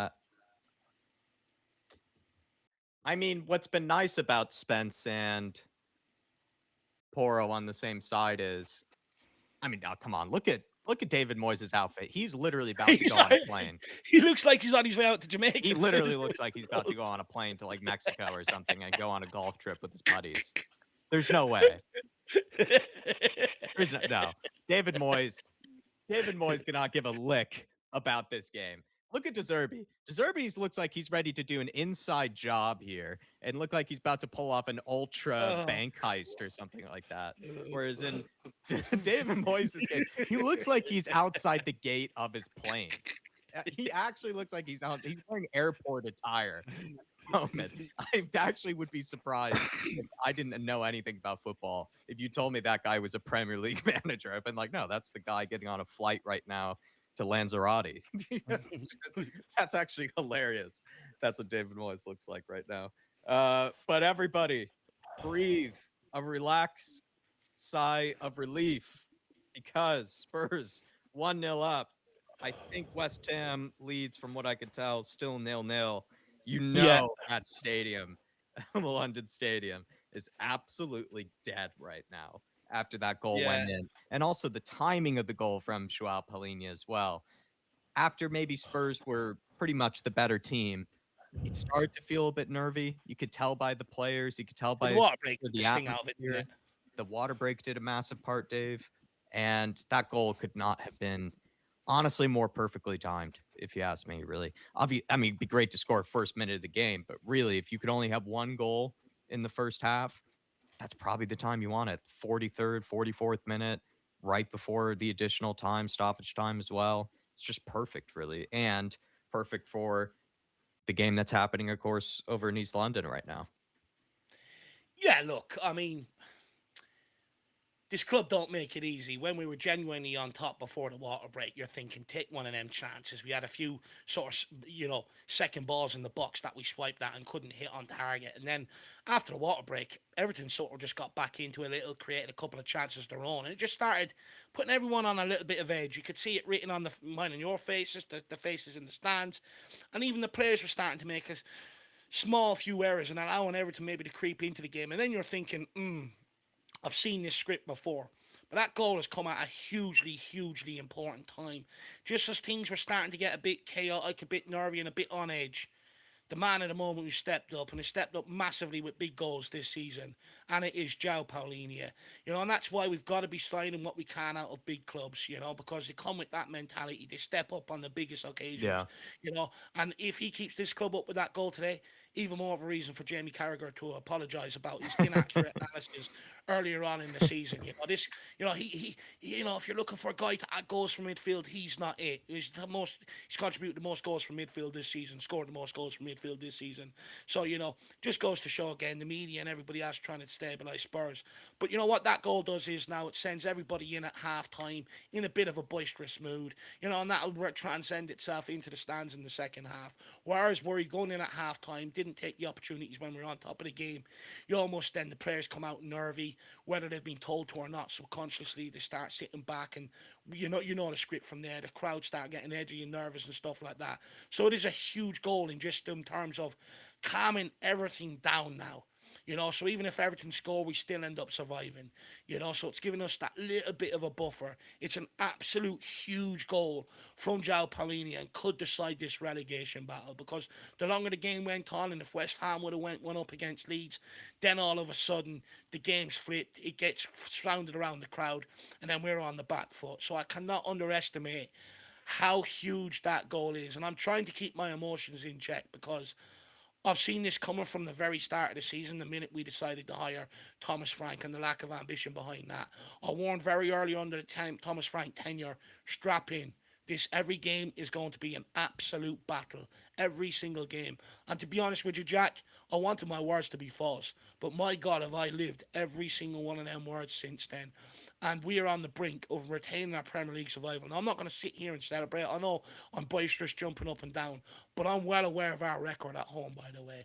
We were in a similar position with 2 minutes to go against Brighton, where we win the game and fucked it. So we can, as a fan base, we cannot get complacent despite the emotion behind that.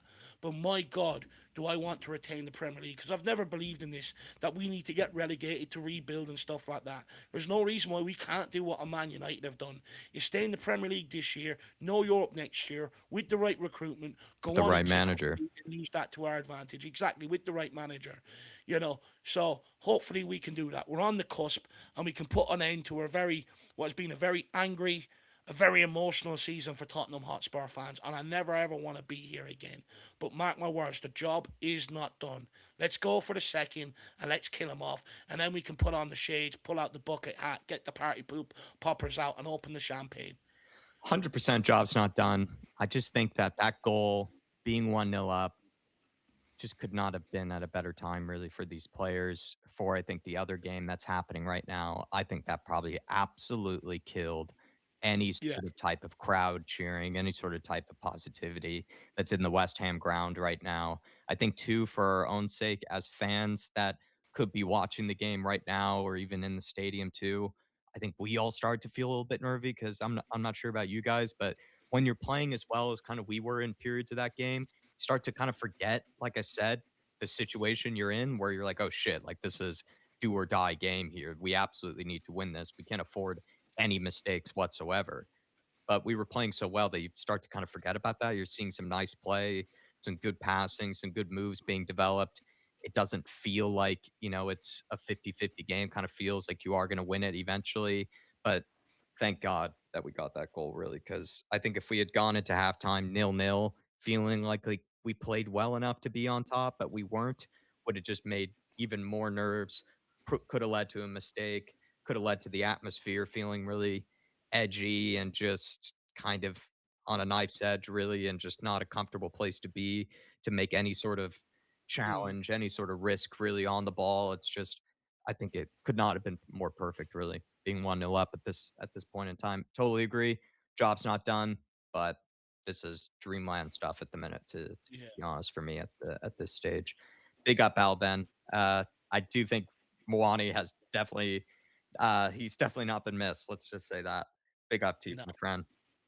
Chase Mullen saying, "Get in, great half so far. Still 45 to go." Pretty much Dave's yeah, message, I think, as yeah, well, for the most part. And I don't think it's really set in yet. I think the goal going in, I'm not even kidding. My voice, I somehow lost my voice without even really screaming for that long or anything, but it just was the intensity of the emotion of that goal going in has actually yeah, already pierced my lungs. And I don't even think I've been screaming that much or even having as much commentary as and compared to any other regular game or anything. But that goal going in, Chase, did so much, but still 45 to go, 100%. Big up to Ray Martin. Really appreciate you, Ray.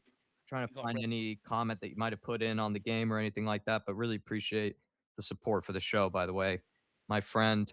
And then Tony No, Yolo saying 2025 Spurs should be erased from yeah, history. Well, this is the thing, right? Like I said, I think what made this game uncomfortable and what kind of makes this whole season horrible really is that if you do end up going down, you have to be reminded of it still week in, week out. Like you're playing in the championship, a reminder of why you're there in the first place because of all the mistakes and the terrible season that you had that led up to that. When you're even in the summer, when maybe you've taken a week or two break, you went to Mongolia like Dave wanted to, and took a break from football, you still come back and then you're reminded with transfer rumors to championship players and whatnot, or Romero Van de Ven leaving, all these types of things. Like, it would have just been the never ending nightmare, Constant really. reminder. And if we are to survive this Premier League season, it can just be a nightmare season that we all just try our hardest to forget about for the most part after that. But but also, look, that's why I wanted this day to come around. I just wanted to get Just over be and done done with, with. and Know our get my fate.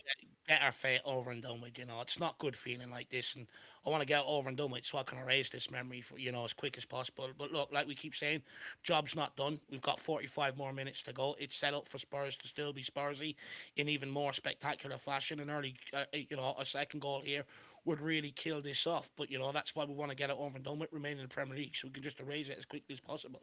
Yeah. I've hated every moment of this fucking season. None of it has been enjoyable. Then Jerome saying, huge, huge, huge goal for us, but we need to focus in that second half and not make any mistakes. Yeah. I think it's the mistakes part is a good point, Jerome, because how many times have we kind of Straight been, after half time, we've been our we've own, conceded a lot of goals. we've created our own disasters. We've created our own goals against ourselves, right? It's not often been really, except for maybe, like, again, the Brighton game was funny because Poro made a mistake at the back post, but still an incredible finish from Matoma. Reuter's goal is an incredible goal, really, in terms of a finish, but horrible mistake from Danso. But it's not like the goals we conceded have really been, I would say, anything spectacular, really, from the opposition or anything like that. It's really just been, kind of mistakes, really, for the most part, to be honest. And that's why we don't need just some rogue shot to go in or some loose pass like we saw from Colomwani or penalty conceded like by Matisse Tell, right? Matisse Tell got the amazing goal. Spurs were absolutely on top of Leeds. Looked like they potentially were going to get safety there from pretty much relegation in that game. Tell all of a sudden gives away a penalty, and then the game goes back into the balance and becomes edgy again. So 100% right, Jerome. Mistakes is a key word. Can't afford those in the second half. Also, how we come out and approach the game. If we come out with the same intensity, you're hoping mistakes aren't going to happen. But this Tottenham team, too many times, like you pointed out, it's not like we just walk through too easy. Even shots that end up going in, you're looking at a player from your midfield. Well, where are you? Because you're not got out and blocked that. You know what I mean? We've been the architects of our own downfall largely on the pitch this season. So we can't afford to capitulate now. We've got to push and go for that second goal. I think Jack, right, and I think when you look at the videos, of Pickford and Grealish coming out of a strip club. Well, how many other players were out over the weekend? Season sort of done, a bit of team building, maybe out partying with Seamus Coleman, the fact that it's coming to the end of his time and stuff like that. And, to Jack's point, David Moyes looks like he's ready to hitch fucking straight to the Stansted airport. Looked like he was I'm about to play a game of golf. Like, not even yeah, kidding. it looks like they're there for the taking. They're there to kill off. It's just whether we're going to do it or not. But that's been our big problem this season. Like, when we've had the chance to kill teams off, we haven't done it, which means then as soon as we make one error down the other end, we're being punished. Can't allow that to happen. Everyone has to give it their all. But also, timing the subs will be important in this game too today. It's a very warm day. It's hot out there. You've got Yeah. some players that have played a lot of minutes this year. Are they going to last? And when they start tiring, that's also where mistakes happen. So I think we need Zerbi to stay switched on here as well and be able to identify the minute a player's tiring, get him off and get the next guy in. Yeah, I guess what's he telling him at halftime? Do you think he's changed anything since they went 1-0 up? Do you think he might have had a different message if they went in 0-0? Being honest, where we are now, I'd sort of walk in and start raising my voice, to be brutally honest, because I think they're on a high going in there right now. There's a release of so many emotions going on. Probably In that want to dressing focus them a little bit. Yeah. I think the Zerbi has to sort of re-get their attention and re-get their focus and really get into them, start raising the voice, maybe start hammering on some of the stuff they're not executing, and just get that focus going out there into the second half, in my opinion. I think that's the way he's got to do it, because if he goes in there and they're spraying champagne around anywhere, fuck me, great touches today, you've done this, you've done that, we're asking for a spectacular capitulation in the second half, thinking the job is done.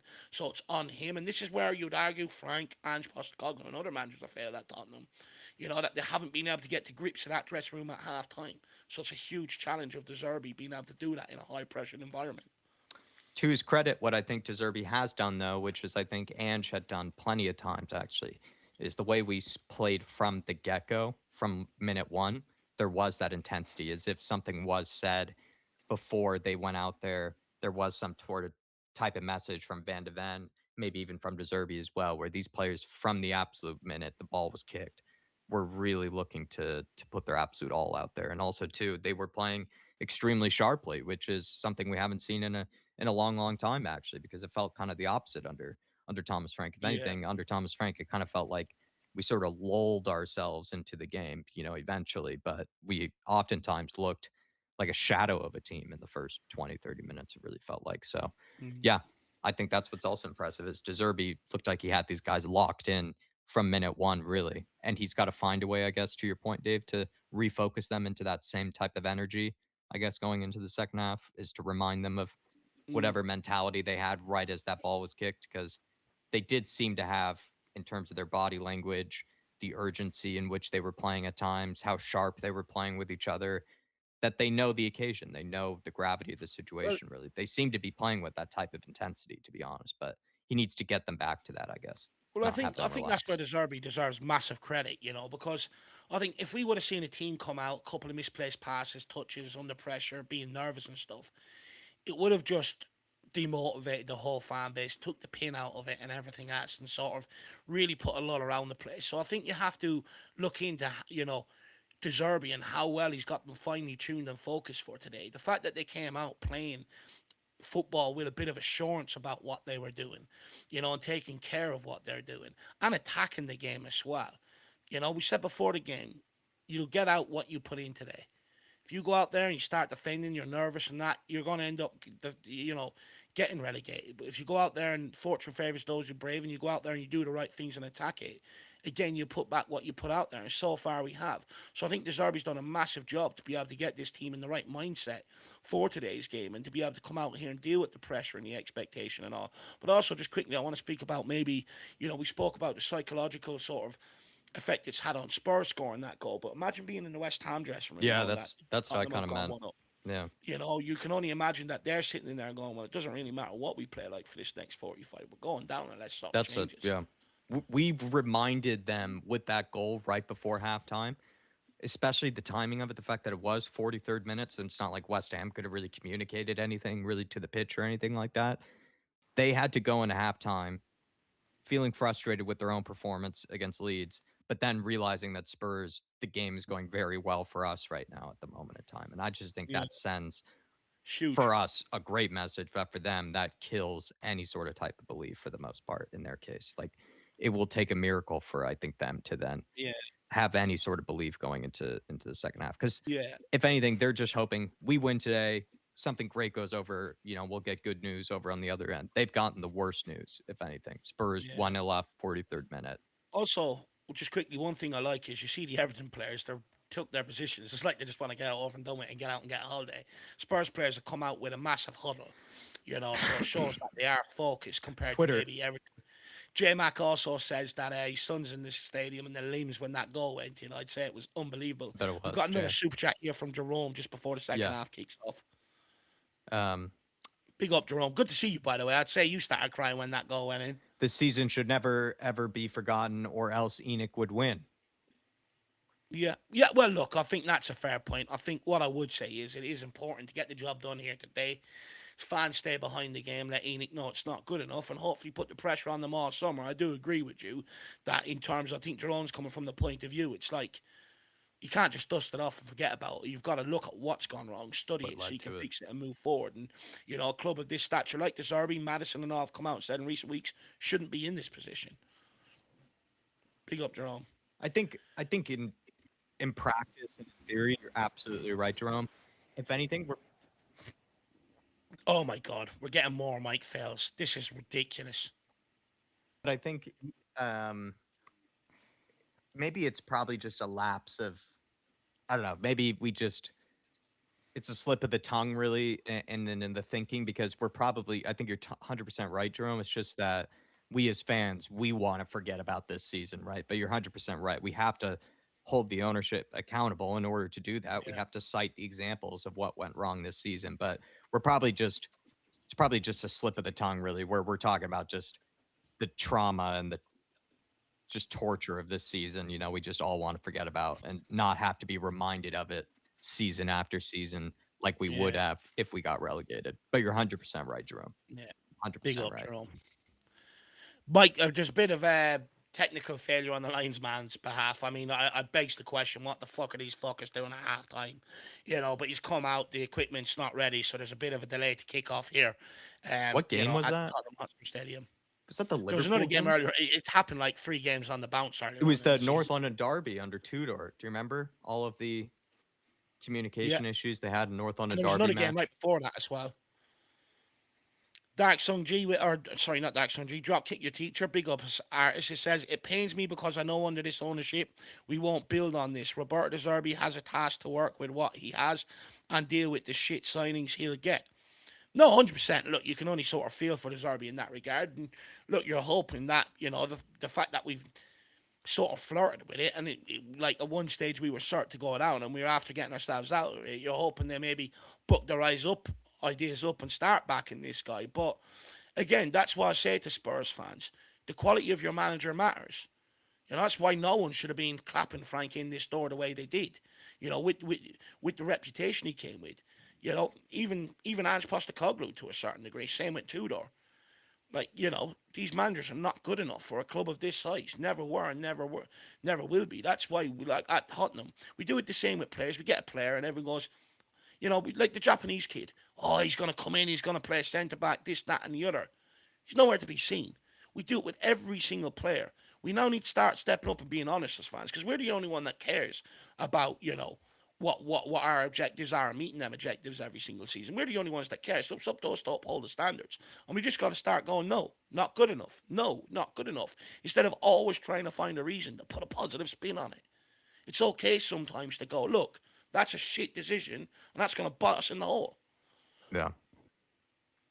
I think we're probably jumping the gun a little bit here, artist, because we still got 45 minutes to go here.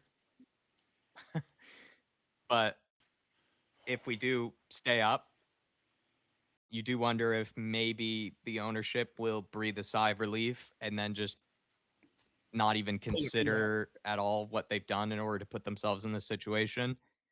But I don't know. Those are conversations for the future is pretty much what I'll say. Yeah, let's just get this 45 over and done with. We can chill out after and speak about whatever people want. And also, we've plenty of time over the summer to speak about this football club. All I will say, maybe just to give you some type of feedback, is Roberto De Zerbi clearly is an incredible manager. And even if the ownership isn't going to give him the full backing that he requires, he clearly can get a lot done with very little. He's able to, with 14 fit players, he's able to have us competitive in every single game. He's able to have us play actually some brilliant football at times. Which highlights the importance of having a good manager too. Yeah. So even if he isn't going to get everything he needs, he still can make us into a decent team.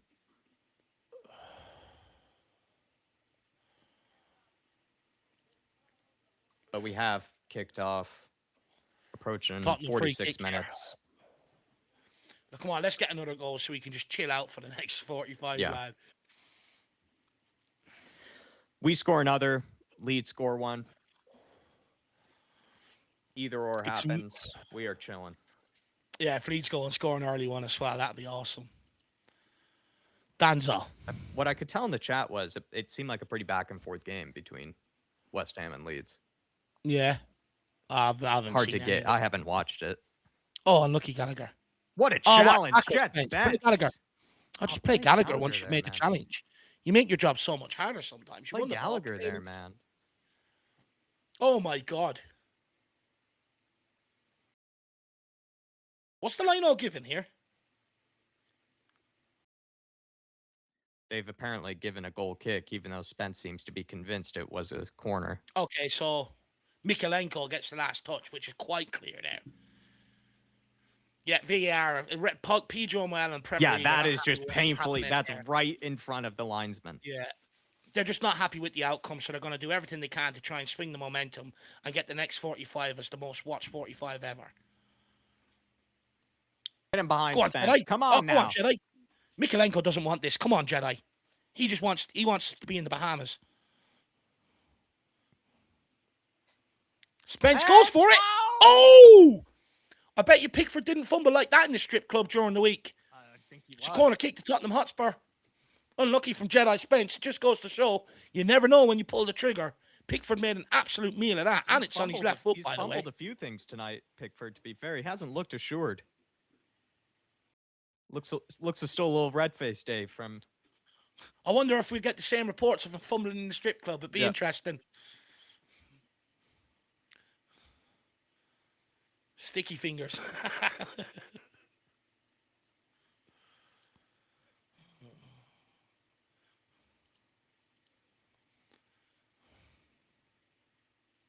Yeah. Oh, Richie.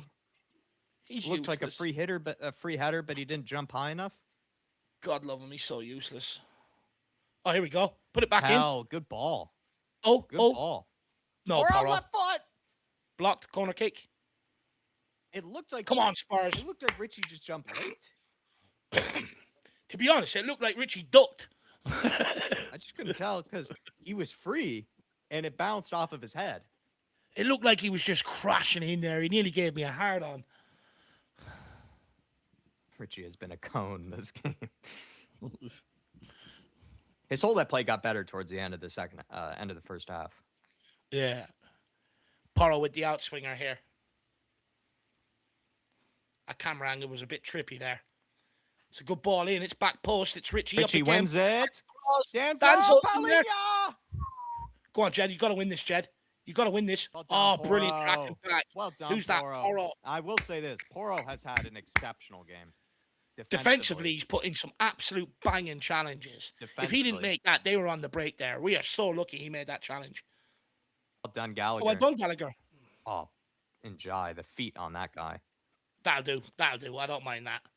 I don't mind that. Let's get bodies back. Let's get everyone back behind the ball. Feet on Njai. We need to sign him. Imagine him one side and Kudus the other. Yeah, that's insane. Fullbacks would be fucking terrorized. Good foul, Nicky. People saying in the chat, Spence is on fire. Your defense is terrified.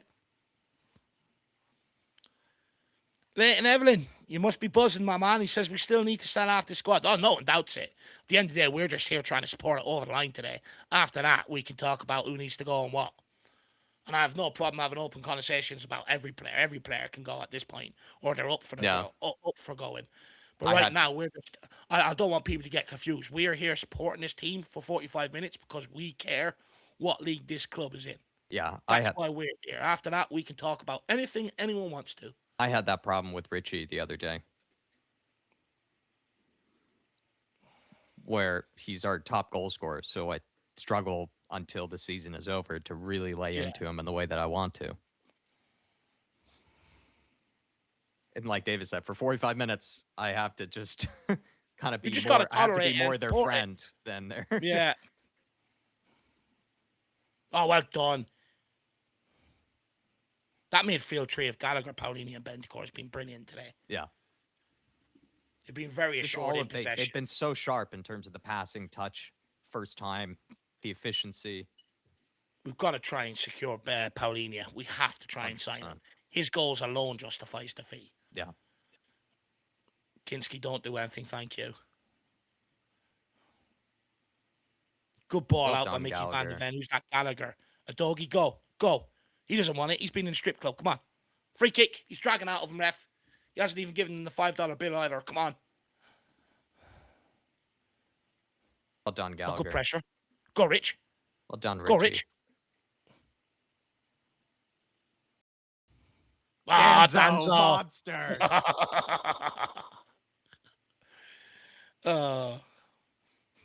He's been embracing his inner Romero the past few games. That's what I love about Danzo, though. It's like he lines them up and then just goes through them, but he wins the ball. What a win by Bentancur there. Matisse Tell wants it. He's fancying this, you know. Bentancur just read him like a book. I don't think Bentancur was happy with Matisse Tell taking the ball off him there. Mickey Van der Ven. On to Danzo. We don't want him having the ball in the last few minutes, that's for sure. Oh, Bentancur trying to be a little cheeky there. Deal with Well it. done. Flattens him. Bosh. Puts him right on his Flattens hole. him. He's been inspired by the Archie Gray, though, with his haircut. Yeah, no, he's gone for the Sean Dyche haircut, if anything. A few good challenges, tasty challenges there from Danzo and Bentoncourt. We need a second. Yeah, we definitely do. Please smash the like button for us, everybody, by the way. Please do smash the like button. Would appreciate it. We had close to 1,000 people, I think, watching in the pre-match build-up, so would really appreciate the like button. David Moyes' outfit, though, was hilarious to see right before halftime. That caught me so off guard. He looked like he looked like a 15-year-old or a 14-year-old would right before a flight or a golf match or something. Honestly, if you took out the bench background and you put him on a sunbed with a pina colada, do you know what I mean? It looked like one of those summer polo outfits that you would wear as a kid. Like, it's just so funny how un-Premier League manager he looked in that outfit. It was just like as if he already was on the hotel bar. Well, their season is done, isn't it? You know, they all just want to get out of here and go on holiday. It looked like his outfit getting off the plane, going to the hotel bar. That's what his outfit looked like. So funny. Oh, go on. Oh, well done, Destiny. Paulini just couldn't direct the header, unlucky. And even his demeanor, like, it didn't even look like he was watching the game. No. He's probably too hungover, Jack. He might have been. It might have been his club that they went to.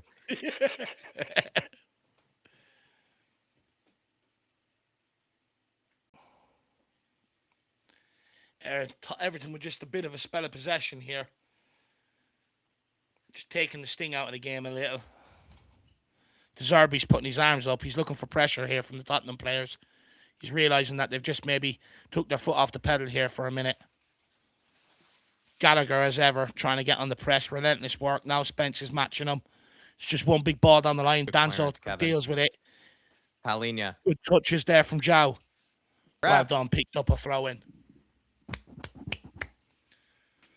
Oh, come on, you Spurs.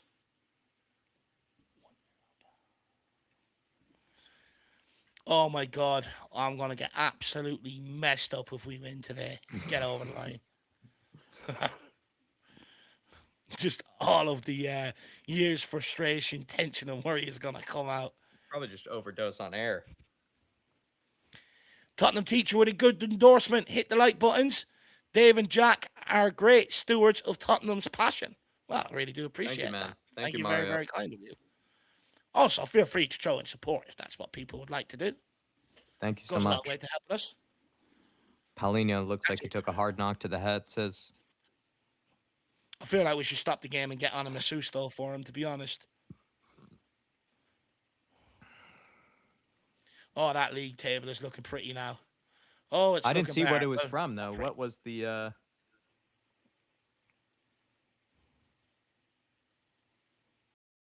Oh, he's caught him in the gulags there. Follow through. Oh, right in the baby maker. And then he hit his head afterwards. That's one shocking hairline from Garner. New thing as well at Tottenham. Don't sign anyone with long hair or shit hairline. Solve half of our problems.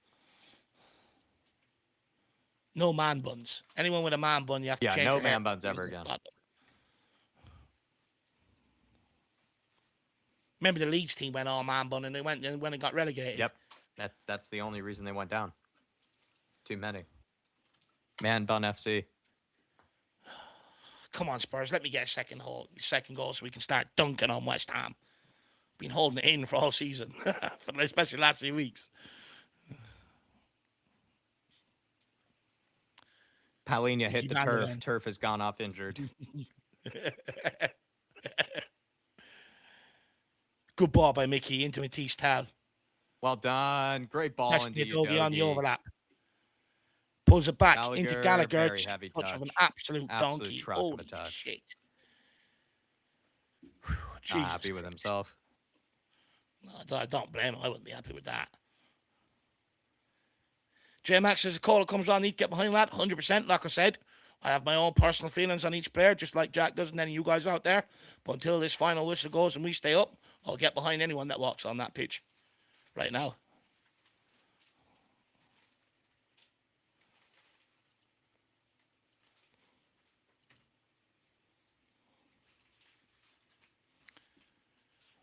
Kulu looks like he wants his holiday anyway. Looks like he was up playing Xbox all He's night. been on holiday. Yeah, true. Win that. Oh, smash him. Oh, well done, Rodrigo. Don't kick it away. Don't kick it away. Don't kick it away. He's gone down way too easy there. Maybe he's blowing it back on the late challenge by Gallagher.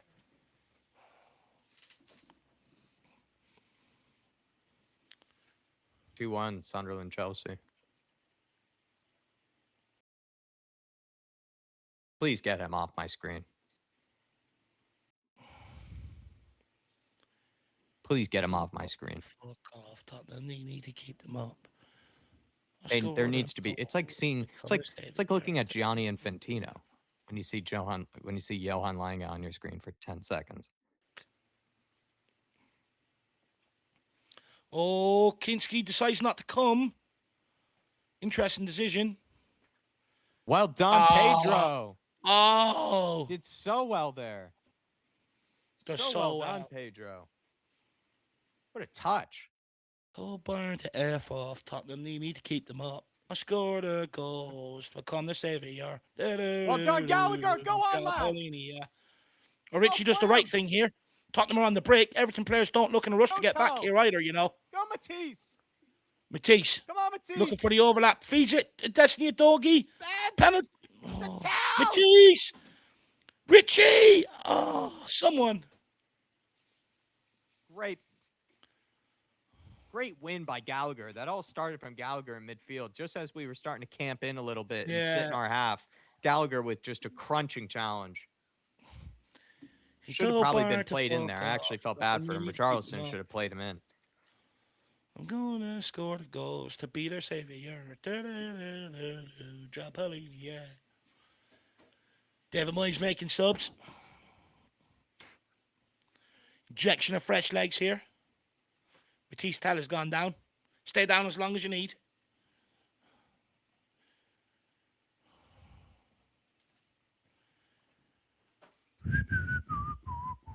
Tell injured at the minute. Jesus Christ, that outfit's so funny. People saying players just to throw themselves to the ground now. Solanke for Richie, please. Bring Romero on. Let's get Matters on. Spencer's having a good game. Oh, I just want the final whistle to go so I can sigh a fucking sigh of relief. Put me out of it. Just she's loving it. Cole and Wanda getting ready. Colo, everybody cheers for joy as get to see their last minutes of Colo Muani in a Spurs jersey. Solanke deserves to stay sitting. He missed North London Derby because of a sore throat. Drax's fucking useless and he's got a man bun so he can stay sitting. It does look like then Matisse Tell is probably coming off with Muani coming on then. Looks like Matisse Tell day could be over.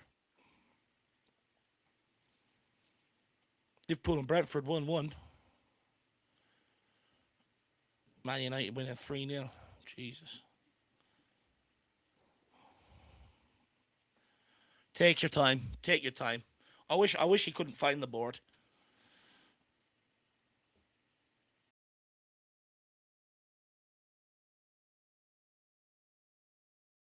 Oh, Spurs fans. Oh, West Ham have gone 1-0 up against Leeds. I was just about to ask how we're feeling. I guess I'm not anymore. Well, as it stands, no need to get nervous. We're also 1 up. Yep. So let's not let that rattle us. Let's keep an eye on what we're doing here. Just focuses us even more, if anything. Should anyway. That's the hope. Whether it does or not. Well done, Porro. Good defending. Did Colo come on for Tell? Don't actually know, Jacko. Oh, no. Please, Spurs fans, look at away. Put your phones away. Concentrate on us. We're 1 up. Oh, come on, guys. Everyone. We're so rattled by them. Come on, put the phones away.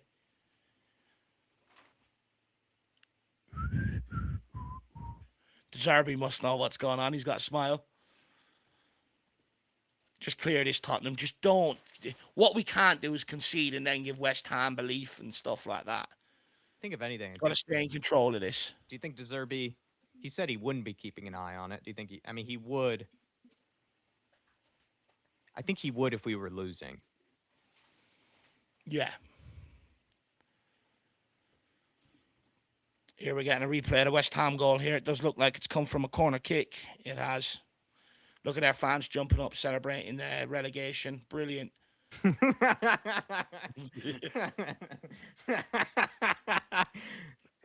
That's got to be edited. That's got to be edited. The moment they get relegated. And we can confirm West Ham relegation. Absolute limbs. Well done, Spence. Well done. Bentancur, play man. Run, Richie. Now go, Richie. Go, Richie, with intent. He's in no man's land there. Well done.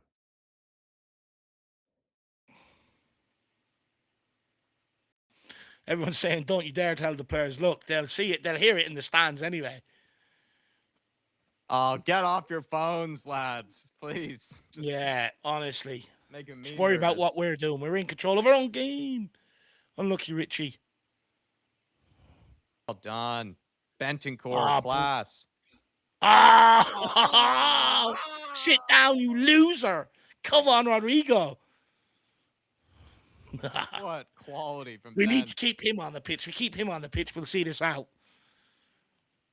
Get it into quality him, like that. Man on, man on, man on. Well done, pal. Good ball. Oh, Spence. Spence. You fuck. So poor there, lad. Win this. No, there's a big space in there. Thank God. Well done, Gallagher. Oh, well done, Gallagher. Animal. Into Bents. Get turned. Make a run, Richie. Well done, Gallagher. Honestly, I challenge Richie to do something in the next 10 minutes. To be honest with you, Jack, I don't want him to touch the ball. No, yeah, you're right. And the minute he started touching the ball, he started getting the ball back and stuff. Well, I wanted him to run him behind there. Yeah, true. Yeah, the running. Oh, Matisse, that's an elbow. It's an elbow to the face. That's it.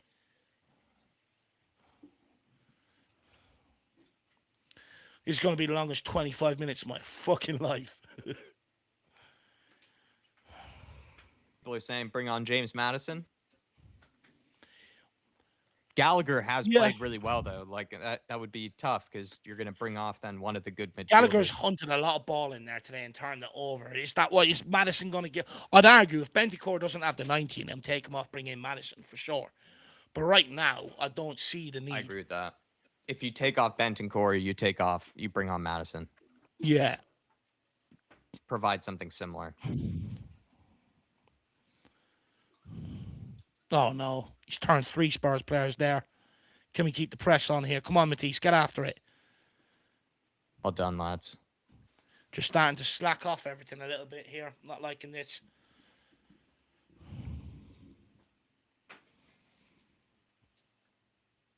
Oh, well done, Danzo. He's always there. He is always there. He's not Danzo. He's now named Concrete Wall. That's what we're calling him. Brick Wall. The brick.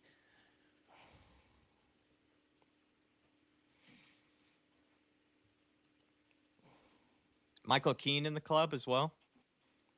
Yeah. You'll have Keane up there, Tarkowski. You're going to have some big boys here. This is Everton's main threat. We've got to just defend these. Look at Madison there at the corner telling people to keep an eye on players. Fucking love that commitment. Back post, Kinski comes out, deals with it. Does well. Kinski. Comes through bodies to get there. Forced to go backwards here. Someone's got to push out. Got to jump. Well done. Well done. Well done. Well Just done. got to block the crosses from coming in. Come on, Spurs.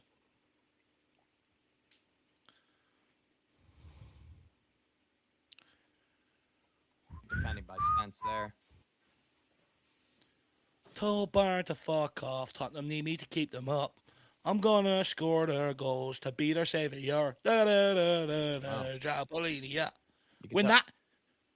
Well done. Good clearance. You can tell Sarr had a serious injury. Yeah, shoulder injury. When that... Oh, break. Come on, Richie. Touch it! Useless. You really hurt me. It's so painful watching them. So painful. Bring it down. Oh, my God. It's so painful watching this guy. Like I'm saying, It genuinely brings pain to me. Well done. Well done. Pedro Porro and Udogie have switched sides, by the way. I'm not sure. And it's been that case for a while now. Yeah. It's not been that way just out of random. It's been that case for about 10 minutes that they've been playing on the opposite sides. Yeah.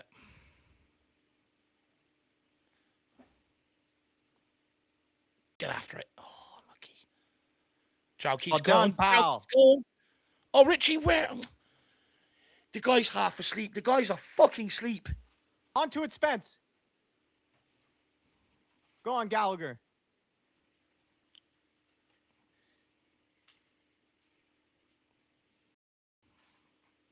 There's no way we can let Everton out here. Come on, guys. Mickey Van de Ven pushed really high here. Got to get back, Tell. Well done, Porro. What a challenge. Again, he's been outstanding defensively really today. Really good defensively. He's made some crucial challenges. Bentancur does so well. Why are the two players switched, though? Well done, Bentancur. Oh, good pass. Just always makes you calm every single time. Anytime you feel a little bit nervous in a little slight moment, he just does the right thing. Oh, here we go. The fullbacks are switching back over now. Anzo, good ball. Get there, Richie. Richie, get there. That'll do. Well done, Rich. Gets there. Well done, Rich. Hold it. Invite him. Go on, give it to a doggy. Oh, you greedy. Just play him. Just play him. Oh, no. Take him out. Well done, Kevin. Ah, Kevin. Oh, no, he misses out. Loses out, Kevin.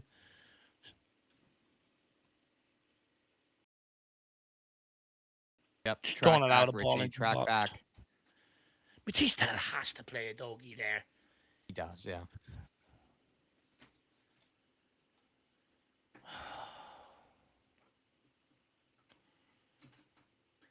Well done. Well done. Well done, Danzo. Well done, Danzo. And Spence, brilliant. Good defending there, closing them up. Oh, kiss from the Zerbi for Papa Matasar. Same as Mwani. He's about to chew the ear off him. Nearly licked the inside of his ear hole. Made Mwani laugh. Richie's got to come off. He's been atrocious. Papa Matasar already getting a lipful from the... Yeah, already getting a wordful from the fourth official here. He's not even on the pitch. It's embarrassing. Surely it's Richie and Matisse Tal coming off here. Big up, Adele fan. Good to see you. Yeah, he gave him a right big smacker there, didn't he? A big kiss for Sarr. Maybe he loves him after the assist against Chelsea. Another water break. Well done. Let's take as long as we need here.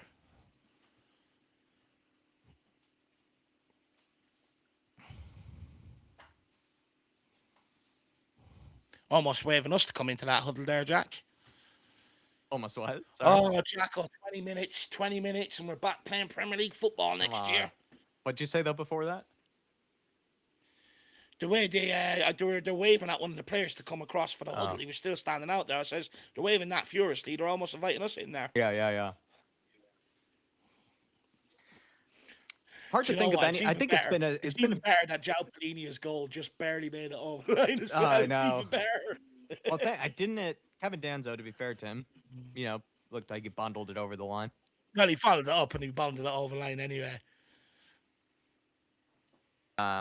It's great though that it barely went over the line. It's even more shithousery. Yeah. You would say it's been a very team performance, though. I wouldn't say anyone's been.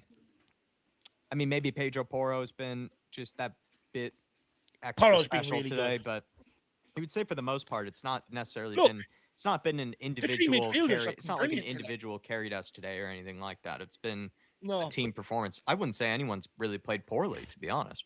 I think I everyone's think played the well. midfield deserve. I think the midfield deserve massive credit for controlling today's game. They've really controlled it really well. The midfield, Colomwani and Sarr coming on. I think it's Tellem Richarlison coming off here. Maybe if anything, the two people that might have suffered a little bit this game might have been for Charleston and Tell. I would say to some degree. But Tell had a bright start. You know, he got a brain on a yellow card, and since That's then true. he hasn't Tell really. and he played the cross in for the corner. He did play the cross in for the Yeah, corner. So maybe it was just Richie that was a bit off the pace a little bit, but I just think we need more running though. I think like that's hopefully what Colomwani can provide is like you're hoping that's what Milani's going to provide. because there And you were know, some it's a times when I massive was like chance for Richie, him. just running behind, please offer a run. It's a massive chance for him to say, "Look, I'm not a winger. I'm a striker, and go and score a goal or two here now." Yeah. Put the phones away. If I see one more phone in someone's fucking hand, Especially with 15, 25 minutes to go. we're 1-0 up. Just put it away. There's no need right now. All you're doing is just making it nervous.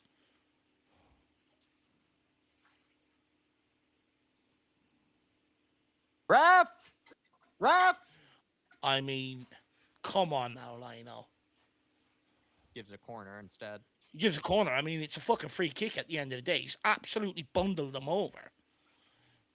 But we'll take it, as long as it's a Tottenham decision.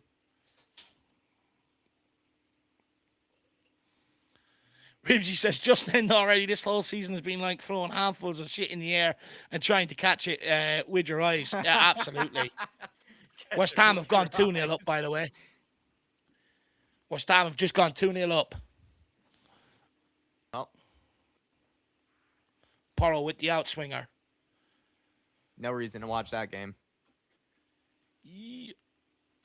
Keep it alive. Oh, bang it. Bang it. He's going to bang it. Colin Moani. 15 minutes to go, Tottenham fans. 15 minutes to go. There we go. Good pressure.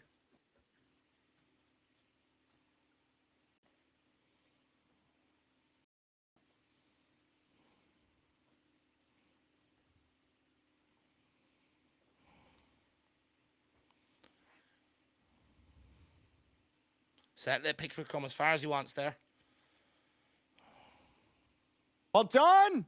Oh, well done. Ref! Ref. It's not a fucking rugby match we're spectating here. Come on. Another great win, by the way, from Gallagher in midfield. His pressing and his work rate is just relentless. And the thing is with him is that he always just puts in that dangling foot, and he just seems to get lucky with it so many times. Yeah. He's not just Oh, putting we on need to do pressure. that. He sticks a foot in, and he doesn't really foul that often. No, Gallagher. he's been absolutely brilliant at that today, getting tackles in from behind without giving the foul away. Oh, 15 minutes left. Come on, Spurs. Oh, good touch from Good Gallagher. football. Oh, what a ball. Who's that? Joe Polina or Rodrigo Bentancur sprayed that. Joe Polina. What a ball. Again, can we clip that and send that to Jamie Carragher, please? Let go out, Porro. Well done. Well done. I like the scenario that we have here where Colomwani, again, isn't coming on to play on the right side. He's coming on to play up top. Yeah. Well done, Colo. Oh. Just can't give anything away. Stupid. Well done. Oh, lovely, Connor. Time, Bents. Time. Man on. It's too casual from Bentancur there. Been too cash there.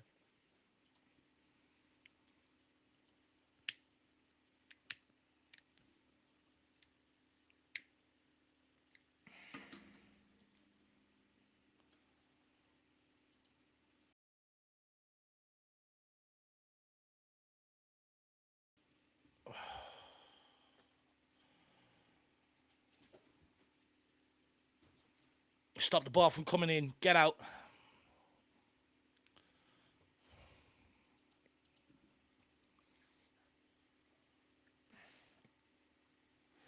Leicester just recycling, or Everton recycling possession here. Tottenham trying to stop the ball from coming in. Barry being chased by Danzo. Well done by Spence.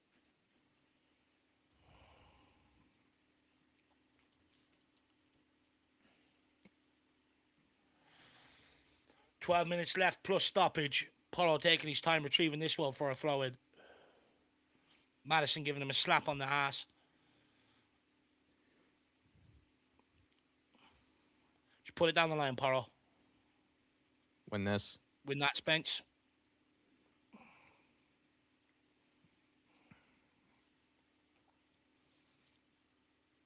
Lovely, lads. Lovely. Good football.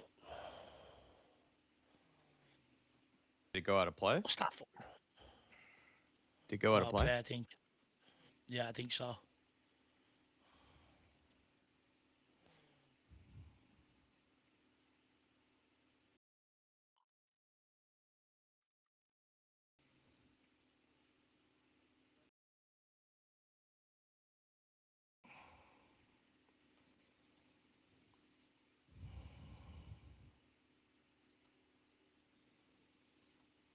Oh, come on, Spurs. Please get over the line. Everyone tuning in, over 600 in-house, can you please smash that like button for us, please?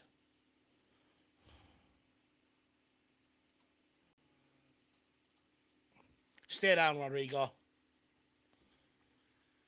Oh, come on, Spurs. Oh, it's getting warm now with the nerves. Madison coming on.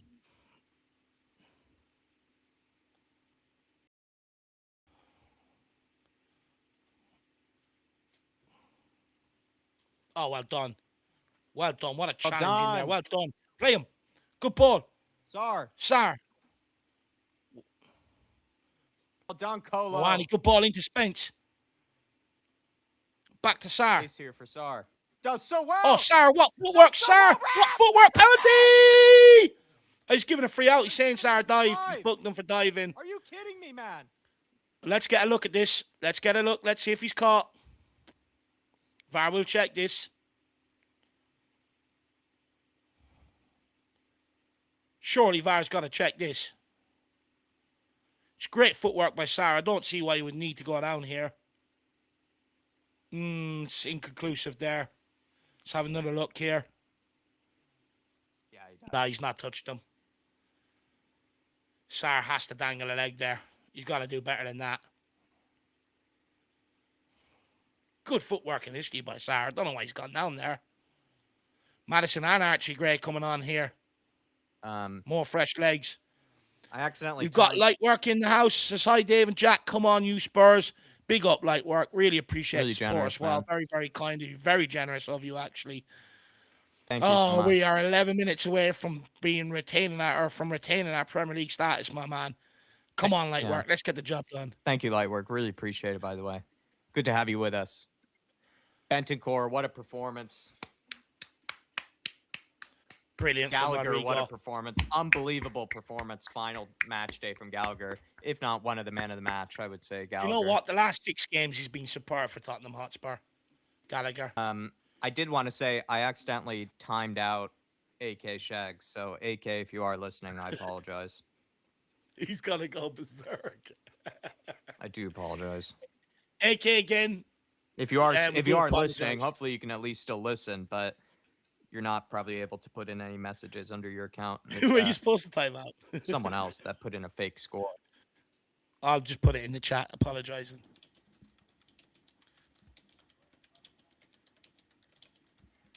How long did you time out for?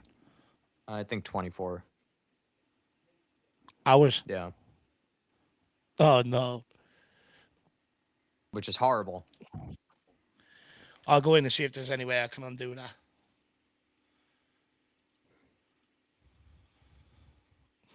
Biggest game of the year. He's sitting at home fuming. Yeah, no, absolutely. Especially he's gone through every game with us this season, especially AK of all people. He's been here every single game with us this season, poor lad. Oh! Great pressure there. Good chest by Mickey. Take over commentary. I'm going to see if there's a way I can undo that. I don't even know how to get into where people are timed out. Worry about it later. I'm not sure if you can.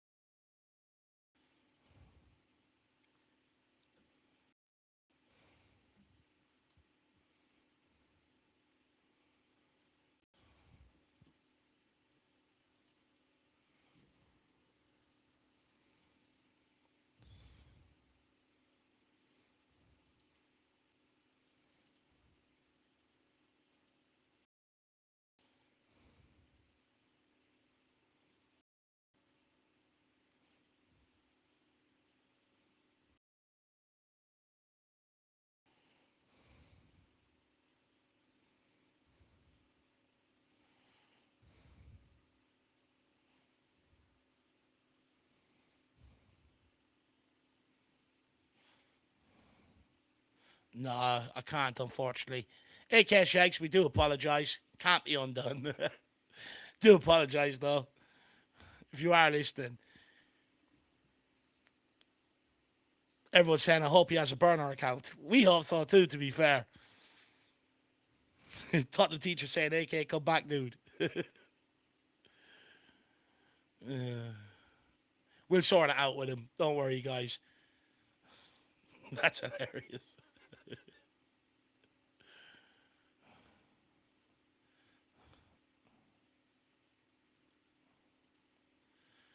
6 minutes to go, everybody.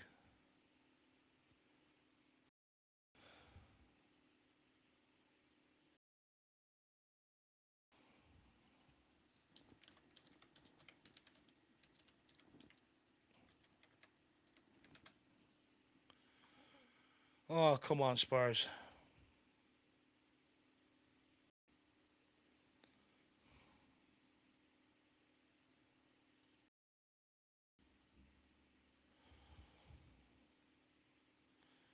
AK Shags, if you do have a burner and you're in underneath it, let us know, because we do feel bad.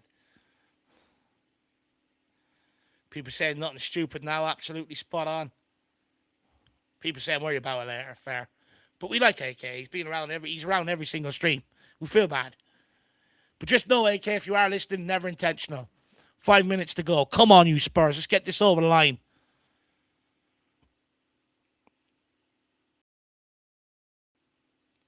Nothing stupid now. Just see it out. Moani looking to push out and get pressure. Same with Archie Gray here.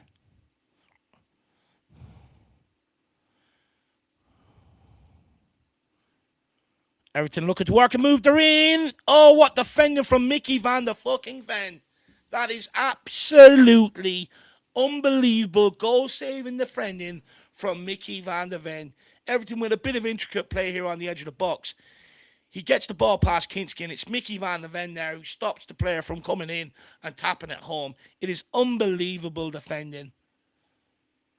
Just gets a touch on. Good reading of the game from Mickey Van der Ven there. J-Max says, come on, you Spurs, last push.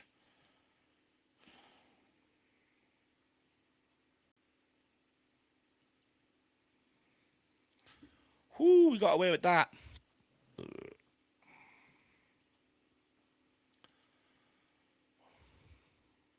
Bit of handbags here with some between Tottenham and Everton players. Team Job Polini there getting a yellow card. You're right, Jacko. You're on mute, Jack.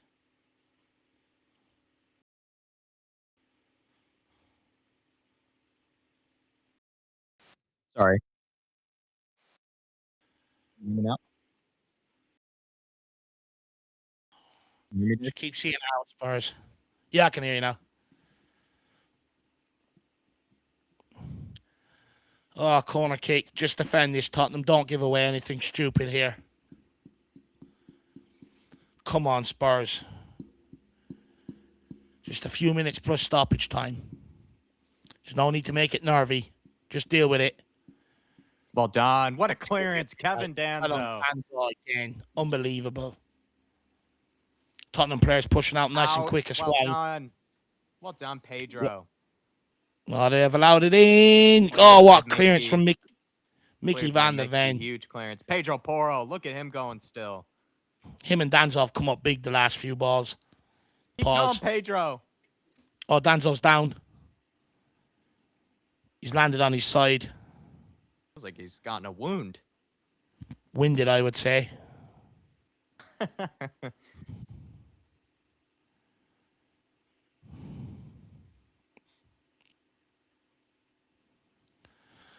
Oh, come on, Nervy Spurs. 2 minutes.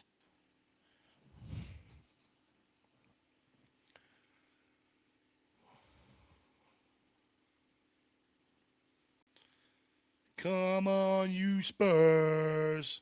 Fans are starting to find their voice again for the last few minutes here. Can Danzo win it again? Kitski! Is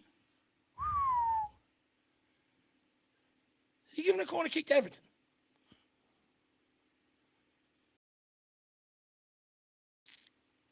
Danzo can't see now. He's something in his eye.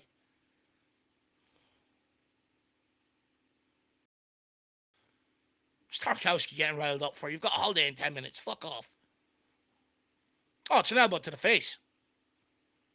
It's an elbow to the face, ref. Please just give us like 2 minutes injury time. We don't need like 10 minutes. It's not justified if they do either.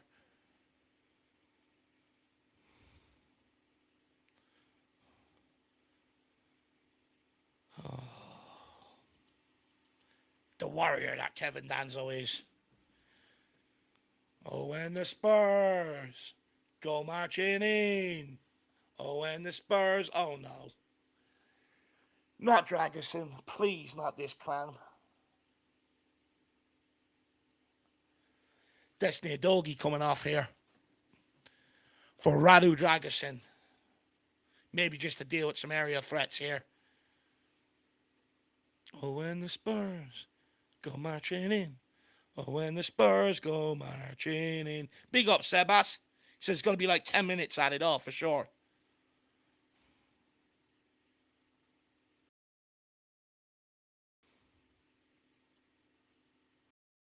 What's your opinions on Danzo coming on, Jack? Or Dragonson? You're on mute again, lad.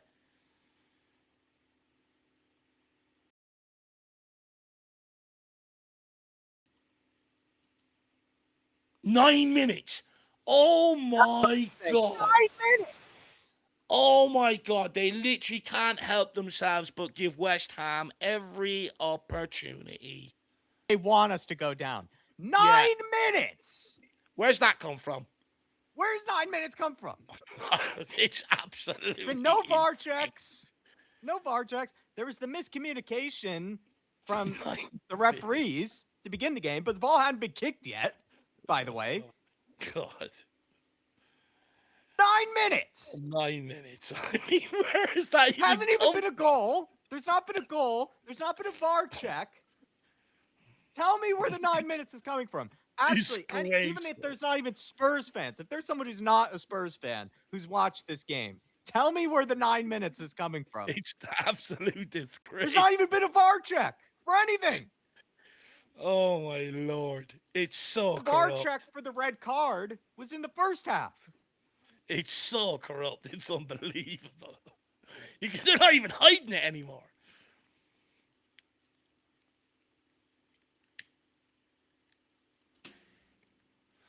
My worry is there's 9 minutes is more than enough time for Radu Dragoson to fuck this up. It's fucking disgraceful. It's disgraceful. They're not even 9 trying to minutes. hide it. They're not even trying to hide it. That's good. 2 of them are nearly gone already. 5 would be generous. Yeah, I would agree with him. 5. Even if it was 5 minutes, I'd be like, You would take it, but you'd still question it. 9 bloody minutes. I mean, you got mute again, Jacka.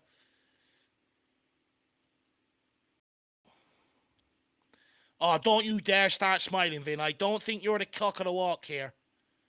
You imbecile. Johan Lang look, he's looking at it going, my P45's coming any minute. People saying get Romero on now. That'd be awesome. Oh, Jack's gone. I think I'm still here though, right? Oh my God.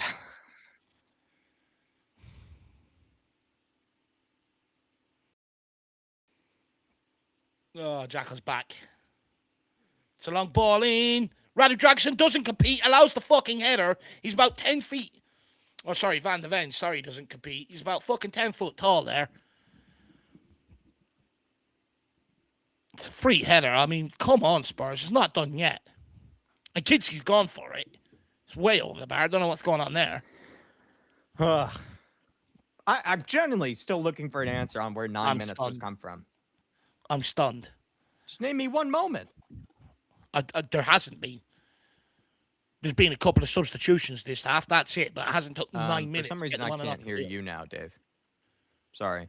I'll log out, log back in.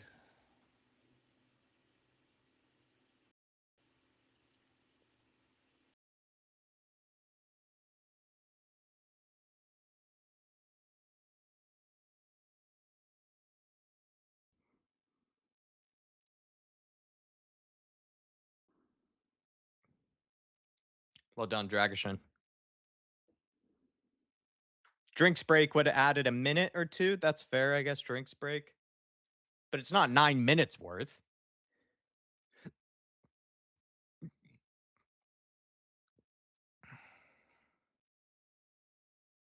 Well done, Poro. Ref! Get up, Pedro. Get up, Pedro. Well done, Pedro. Clear it.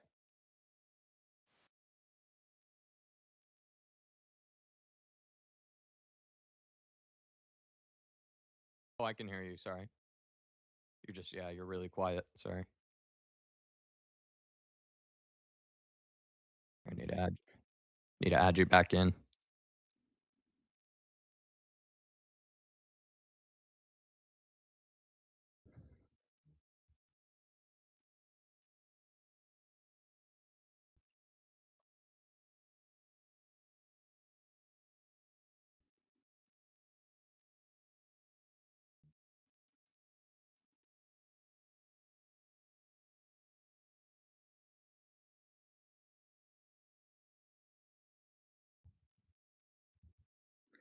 Out wide to Njai. Coleman. Njai. Oh, my lord. That was Nervy. What's his name? Alcaraz, I believe. Yeah. Nearly scores. Almost a free header for him, really. Oh, we just don't need to give away anything right now. Danza. I mean, if anything, Radu Dragishin getting in the way of his own player and actually helping. Like, how are they? We have 3 center backs on. How are they still getting free headers? Oh, I know why. Radu Dragishin has joined the game. Earlier, no free headers in the box for any Everton player when it was just Danzo and Van de Ven. The moment Dragishin comes on, all of a sudden, free header. Well done, Gray. Unlucky. All right, kill him. Poro again. Brilliant. Come on. Everyone piggyback Jow. Pile on Jow after the game. I know why they gave 9 minutes, Jack. So everyone else that's been praying for a downfall can tune in and watch us stay up now. Literally, that is actually probably the reason. I think we had a chat there from Jorginho too. And yeah. Another one from Eddie. We'll get to them in just a couple of minutes, guys. Let's just see this out. Don't worry, we have noticed. Just get to the 98th minute. Yeah. Even then, they'll add on another 2 or 3, Jack. 9 fucking minutes. I'll now be triggered by any time I see that length of time. So I'll be like, oh yeah, I'm about 9 minutes away.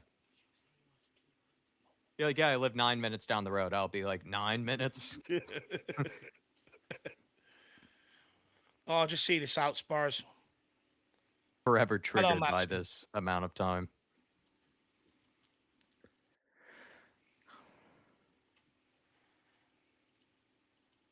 Get after it. Well on, Moani.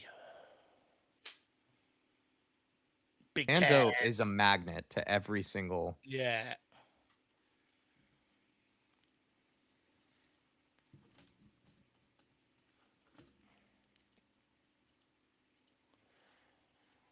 Oh, come on, Spurs. How many minutes left? Nomad. We're in the hands of the fourth of the referees and Pedro Amaral now. Yeah, they're gonna add on 40. Supposed to be a minute left, but I think we wasted the first 3 with Papa Matasar down getting treatment, so he might add them on.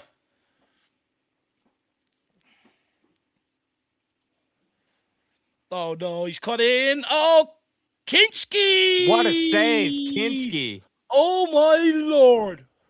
What a save that is. That is unfucking believable. He has gone through the air like an aeroplane. Look at this. That's a great save. That's a it's great save. It's He's dipping hard unsighted as in on him well. as well. That's a great Oh my save. god, what a save. That Dipping would have been a in. nervy ending. Cleared away by Cleared. Danzo every single time. The entire world is covered by Danzo's head. Nearly 800 people in the house. If everyone could smash that like button, that'd be generous. Come on, Spurs. Right, that's the 9 minutes complete. Ref, blow it up. Everton want to go to the beach. Clear it! Free header! Over Gone the bar. over. Right, ref, blow it up now. Blow it up. Come on! Is it over? I don't think he's blown it yet, Jacko. 9 minutes. No. The fourth officials telling everyone to calm down here. Get another yellow, Zerbi. They're adding on the SAR, getting treatment. That's what they're adding on now. Get another yellow, Zerbi. Get another yellow. Give him an earful. They're jumping up and down in the stands now. They're all anticipating the Joe Pauline here, top barring to fuck off. Free from relegation. I need to keep them up. I'm gonna score. Free from relegation. West Ham is going down a free from the drop. West Ham are going down, yeah, free from the drop. Who? West Ham are going down.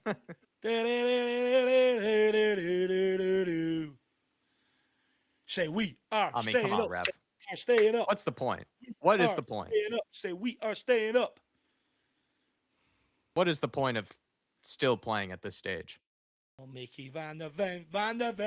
Yeah, crunch him, Mickey. Crunch him. Just get a final red card of the season for all time's sake. Come on, someone take someone out. Yeah. Up, put in a good 2-footer. Last 2-footer of the season. What do you say? What do they want? Another 2 Everton chances. Come on now. We're in 100 minutes. It's a ball in. It's cleared by Archie. Fucking great at the back post. Come on now, ref. It's 101 minutes here. Will you blow the whistle? We've been up against our own ownership. We've been up against the Premier League, Pedro Amaral, and all the other teams that hate us, and we are still surviving. You cannot send us down. It is impossible to send down fucking Tottenham Hotspur. Crunch him. Come on! Zerbi! It's impossible! He stepped us up! Oh, thank you, Zerbi. Spurs are not going down. We are staying up. So we are staying up. We are staying up. We are staying up. Say we are staying up. Thank you, Zhao. Thank you. And thank you, Roberto De Zerbi. You absolute fucking hero. Thank you, Roberto. Gave us our first win of 2026, and he saved us from relegation. This guy. Games, what was it? 7-8 games to save us, and he's come in and done it. Pedro Porro's on the ground crying. West Ham fans are sitting in the stadium. They're still reloading. They can't believe it. The goals they scored, they were just celebrating going down to the championship. So I hope they enjoyed their evening out. You mugs. Come on. Oh, come on. Premier League. Spurs are in the Premier League. The entertainers of the Premier League are here to stay. They even delayed the start of our game because they know everyone else wanted to tune in, so that when their games were finished, they'd all pile in and watch Tottenham. Your mic's gone. Your mic's gone real quiet, Dave. Hear me now? 1 2 1 2. Just try to turn it up maybe a bit more. 1 2 1 2 1 2. Yeah, that's getting a lot better. Um, The whole world wanted our downfall. Every other team in the Premier League wanted us to go down. Every fan base, even teams below us in other countries, wanted us to go down. PGMOL and the referee and the whole VAR wanted us to go down. The Premier League wanted us to go down. The pundits wanted us to go down. The fucking media wanted us to go down. But here we still are. Here we still are. Now, I'm not going to sit here. I'm joyful that we've remained as a Premier League club. It certainly isn't time to celebrate. But my God, am I fucking relieved that we are staying in the Premier League and that we can rebuild as a Premier League team.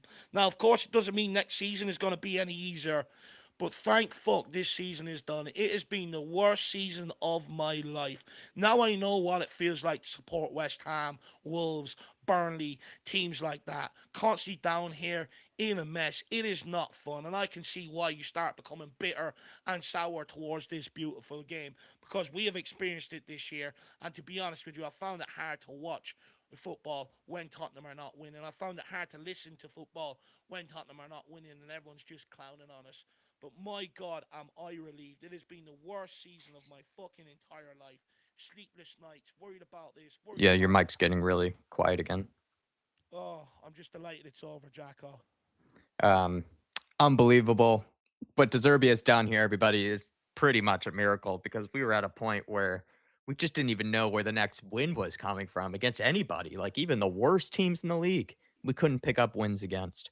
De Zerbi, since coming in, from the moment that we set foot here with him as the new manager, he has made us look competitive in every single game. If anything, I think it should not have gone to the last day. It shouldn't have.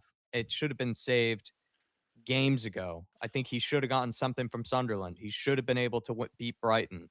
Then he picks up the wins against Aston Villa and Wolves after that. You're already safe. You're well and clear. He, I think, has done more than enough to get Spurs to survive. He clearly, as well, has found some type of connection, some type of chemistry with these players because their belief has completely changed. They went from a team that we were accusing of not caring at all to a team that looked like they did care, but maybe just aren't good enough at the end of the day to be able to survive. He's done so much in the time that he's been able to take over here. And it's been a very short time when you think about it. Like in the little amount of time that he's actually had at this club, he's done unbelievable amount of change and has also maybe reminded us of how good a manager can be and how powerful and how influential they in fact are. Inside a week, they can get you all of a sudden playing good football again.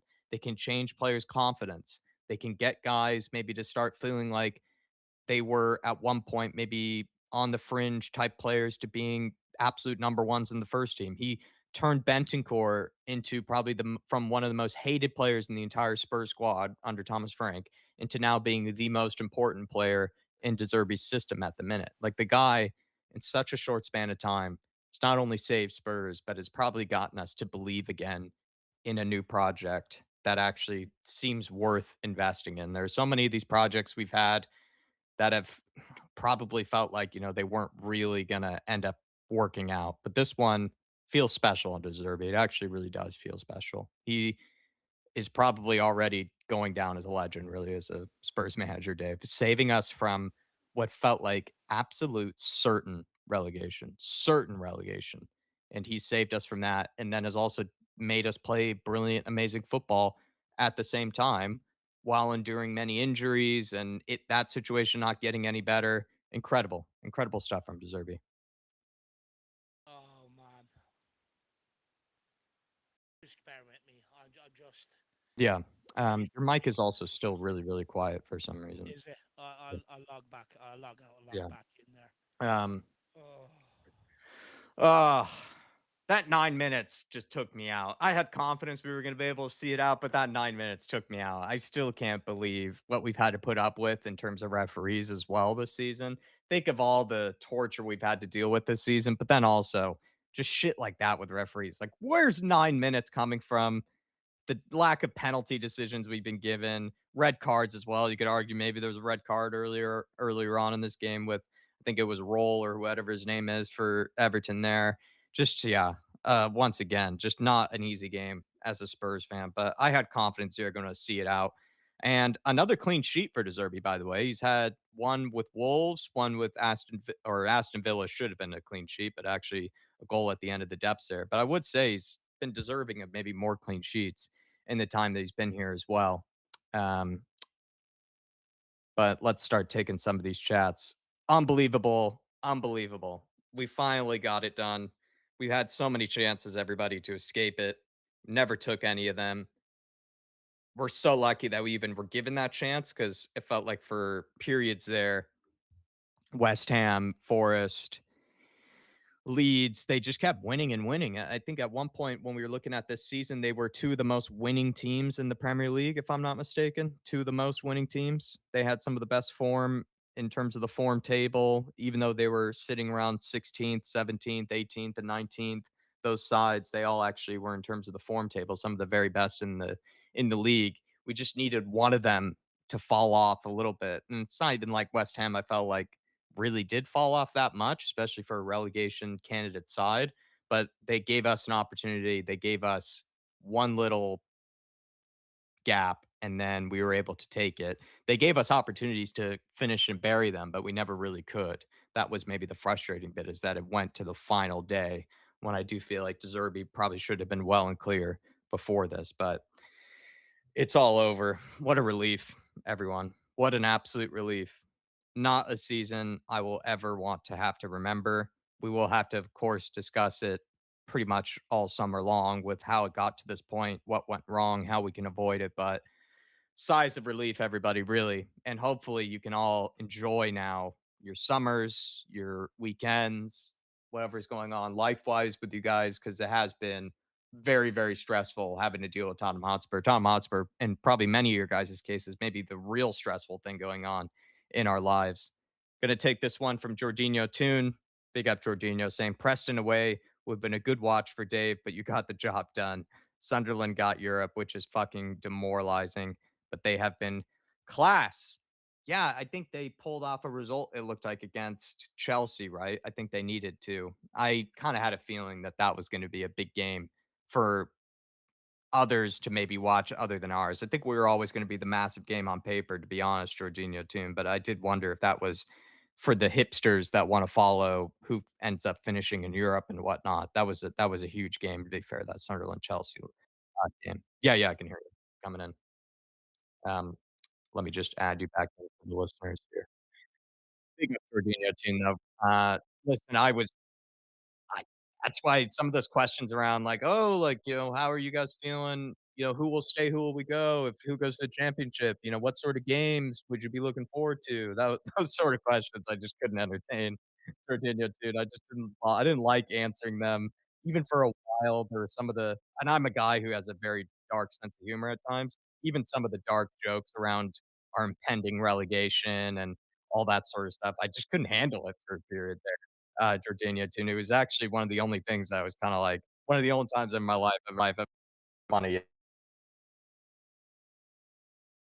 ex like, I could only really accept it until maybe I started to believe that there were signs of life of us being able to survive. But under like Tudor and under Thomas Frank, I couldn't accept like some of those jokes and some of that type of humor. It was just too real for me at that point. Big up Jorginho.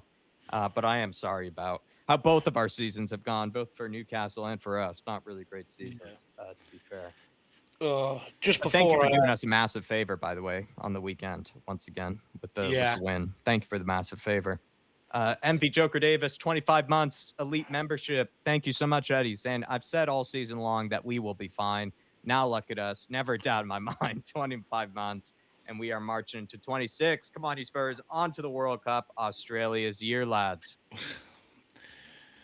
uh, to be honest with you, I'm just so relieved, Eddie.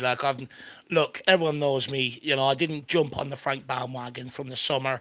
Very early on in the season, I said this is heading for disaster.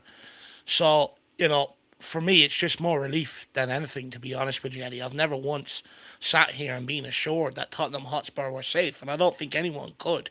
It's well and good sitting there going, well, we're going to stay up, and trying to show some positivity in the face of adversity. But we were well and truly in the mix, and we can't escape that reality. And, relief then quickly starts turning to anger about how we end up in this situation. But honestly, there's only one man to thank for us surviving, and that Jack hit the nail on the head. It is Roberto De Zerbi. To walk into a football club with the problems that we've had, we were certain to go down.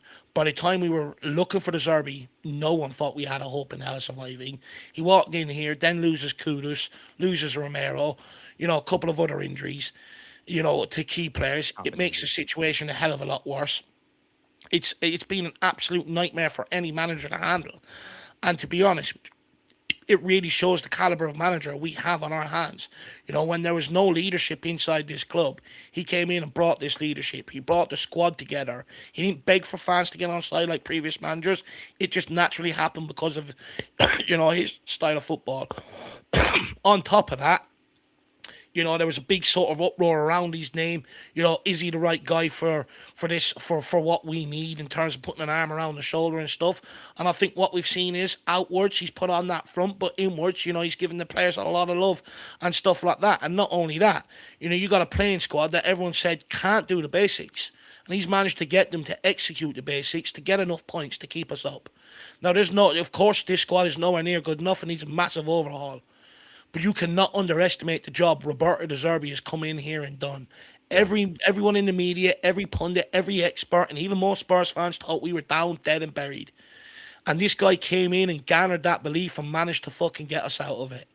What a hero Roberto De Zerbi is. And he's the only one that deserves any credit or any thanks for this. He is a fucking hero.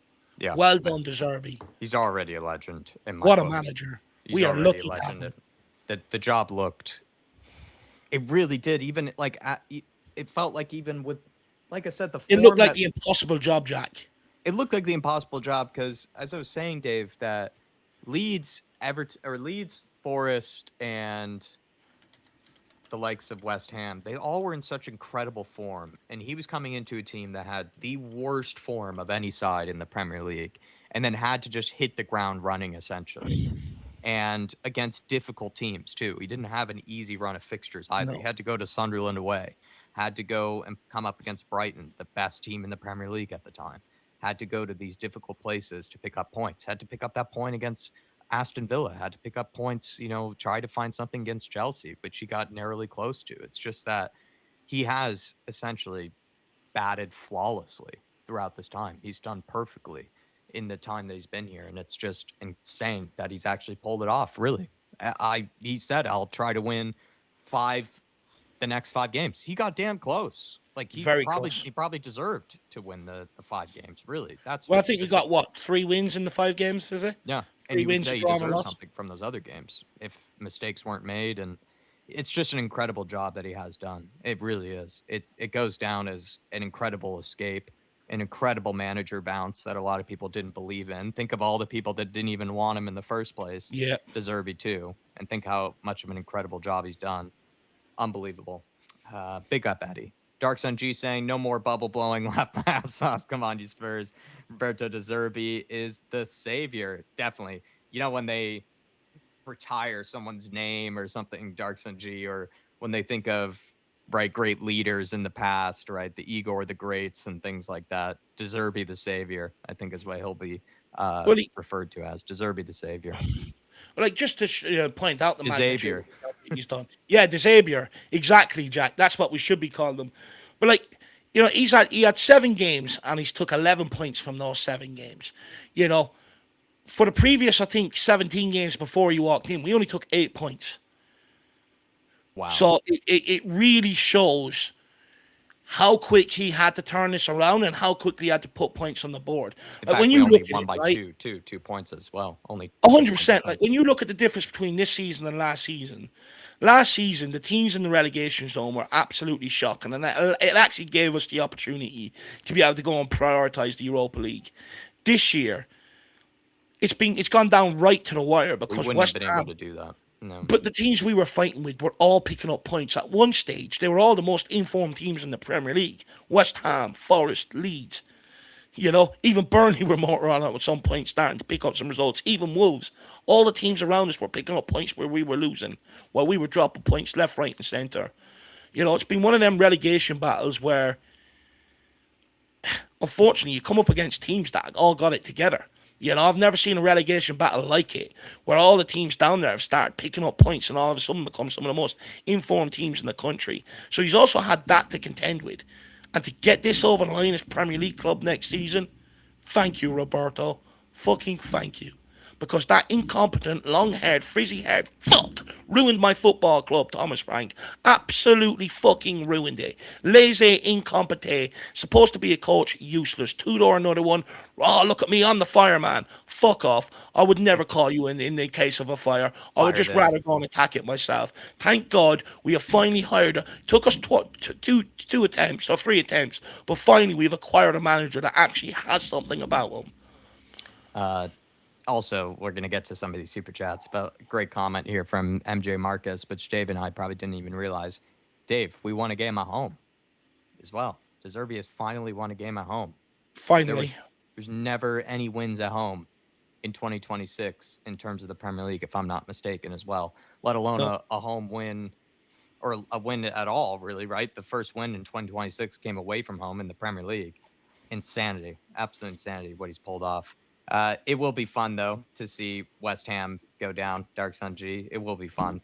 And I think we could also do with one less London derby with a team that absolutely hates us, because that's one of the frustrating things about being a Spurs fan is, as you've noticed, in our relegation battle, everybody hates us. Everybody wants to see us go down. And then there are teams like West Ham, Chelsea, and Arsenal that live off of us, that pretty much Yeah. operate entirely off of our misery, really, and would have any time, given an opportunity to try to hurt us, or when there's a good chance for us to gather points and climb up higher in the Premier League table, whatever it's been, there's always been that West Ham London derby that's come up, or a Chelsea London derby, or whatever that's been, that just gets in the way at times and just ends up unraveling us. So that's also going to be nice, as we don't have to deal with any more bubble blowing derbies anymore. Big up, Dark Sun G. Really appreciate it, man. Jerome saying relief is the only thing I have to say. However, this season is just completely unforgivable. I hope this crowd makes it very loud to the board today. I really am curious to see how the protests go, Yeah. Jerome. I wonder if emotion will play a part in maybe the noise levels, or because I think, as you can see with Dave, as you can probably see with a lot of Spurs fans, there's just more relief than anything happening right Yeah. now. Like, I think Spurs fans, a lot of us, like we were kind of alluding to earlier, we kind of just, now that we are safe, we kind of just want to forget about it all. But Yeah. at the same time, you're right, Jerome, by what you mentioned earlier, in that 100% now that we're safe, the attention, the intensity should all be focused on the ownership, the people behind the scenes, like Johan Lange, like Vinay, that make the daily decisions at the football club. They should all be scrutinized. They should all absolutely be run out of this football But club. But it is probably hard because there's so much emotional drainage that's happening right now for Spurs fans. But you're 100% right, Jerome. 100% right. look, A lot I of would cleanup hope to do. I would hope everyone that felt it was necessary to go and support the team to get them over the line today beforehand also stayed after, and also let the owners know their frustrations. Look, well, I'll look for updates as we go along to see whether people stay behind to sort of vent their frustrations or not. But I would hope they do, because I would argue it's equally important that we don't end up here. To your point, Jerome, earlier on, you can't forget this. You've got to look at it, look where we've gone wrong. And as Spurs fans, we've just got to stop accepting the shit that we're being served and start getting out there with your feet and letting them know that this is not acceptable. You can't look at, when something's organised, we can't keep having 20, 30 people turn up. It's got to be 2, 3, 4,000. Start from there and build it. It's not acceptable, a club of this size, to go down. Look at that stadium. Imagine that stadium in the championship. Was it built for that?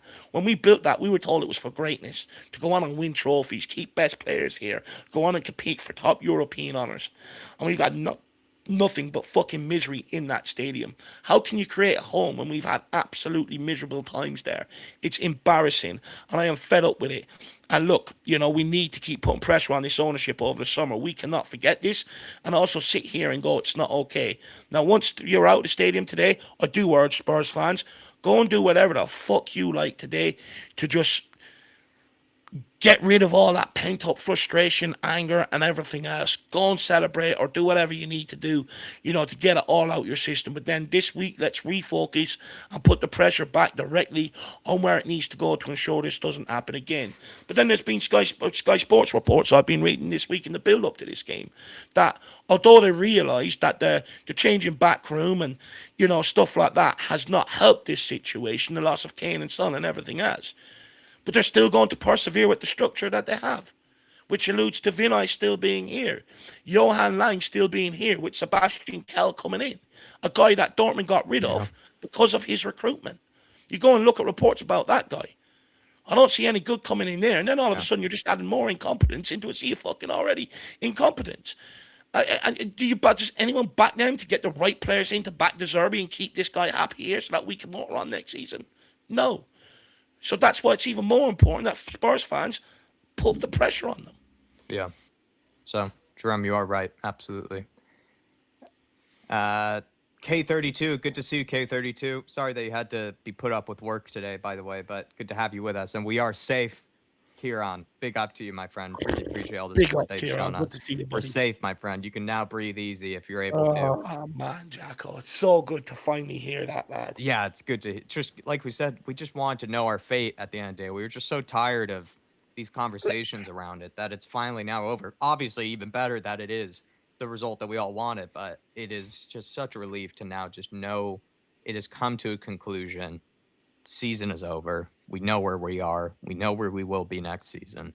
It's such relief. Such relief. Look, even after every watch along this year, we barely even hang around and speak to each other like we used to because of the situation, because it's just talking about the same things, how shit it is. It's more so, right, Jack, you go off and forget about the day and I'll go off and cry in a corner, because it's nighttime for me. It's been absolutely unbearable. After every watch along, it's just relief that it's over. Can't wait to get out of there and just go and do other things to fucking forget about it. It's absolutely relief that this is done. Thank God. And hopefully we move on to bigger and better things, because I'm a firm believer sometimes in order to see the light, you've got to go through a lot of pain. You may not like it, you may not understand it, but, hopefully something good could come off the back of this. Yeah. Scarecrow, donation for celebratory and relieved beers. Thank you so much, Scarecrow. Really appreciate that, my man. Dave even said to me that I think he's absolutely going to let loose tonight, whatever that might mean. Dave might just be letting loose and running around with tarps off, waving it around, get the Irish flag on. I'm running to the Indian first anyway, that's for sure. He's sitting down there waiting for me. David, I got an Indian for you today. Can't wait for that. Get a good Indian in, and then after that, then God knows what. I could end up just going walking aimlessly for the next 10 hours. I don't know what I'm going to do, but I am going to get some sort of fucked up and just recalibrate them, because it has been so fucking stressful, man. So stressful this year. It's not good. Sorry? It's not good for the health. No. Could never do that. I actually couldn't do that. Let loose tonight will be, though. I don't think I could ever do this again. I think I would just have to take a break or something like that if I got put in this position again. I would just have to take a week off or 2 weeks off or something from it and just have to watch the game normally, or not even watch the games at all, really. It was just so horrible. Sebas Wolf, 38 months, Flat Cap member. Thank you, Sebas, for the longevity of support, saying, thank you, Lord, for keeping us up. Come on, you Spurs. Seriously, at one point, it really did start to look like God must hate Spurs fans with what he's tried to put up. We even were joking, I think, Sebas, that a lot of Spurs fans who said, oh, I would do anything for a trophy, the European trophy, right? And I was like, anything? It's like, did you get put through relegation words? Yeah. Spurs fans said they would do anything to win a trophy again. Look what we had to put up with. Sure, even we were saying, look, couldn't care about how we go in the Premier League next season. Just get this European trophy. My God, do I regret saying them words. Yeah. It's like, couldn't care. Couldn't care. Is that what you said? It's like, couldn't care. Hold my beer. Like 3 months in, you're already like, this is awful. This is awful. Alben, Pep is gone. Zerbi looks like he could be the next best thing. What a manager. Just worried knowing Vinay and Lange are not the board for him. They're not the board for anyone, right? They're not the board for anyone. So it doesn't matter if it was still Thomas Frank in charge. They found a way to even make life difficult for him, even though I would say that Thomas Frank was probably given more than most other managers I can recall in my lifetime, but they still found a way to hamstring him at times and make life difficult for him, Mm. especially in the January window. We know the worst ever window in club history, really.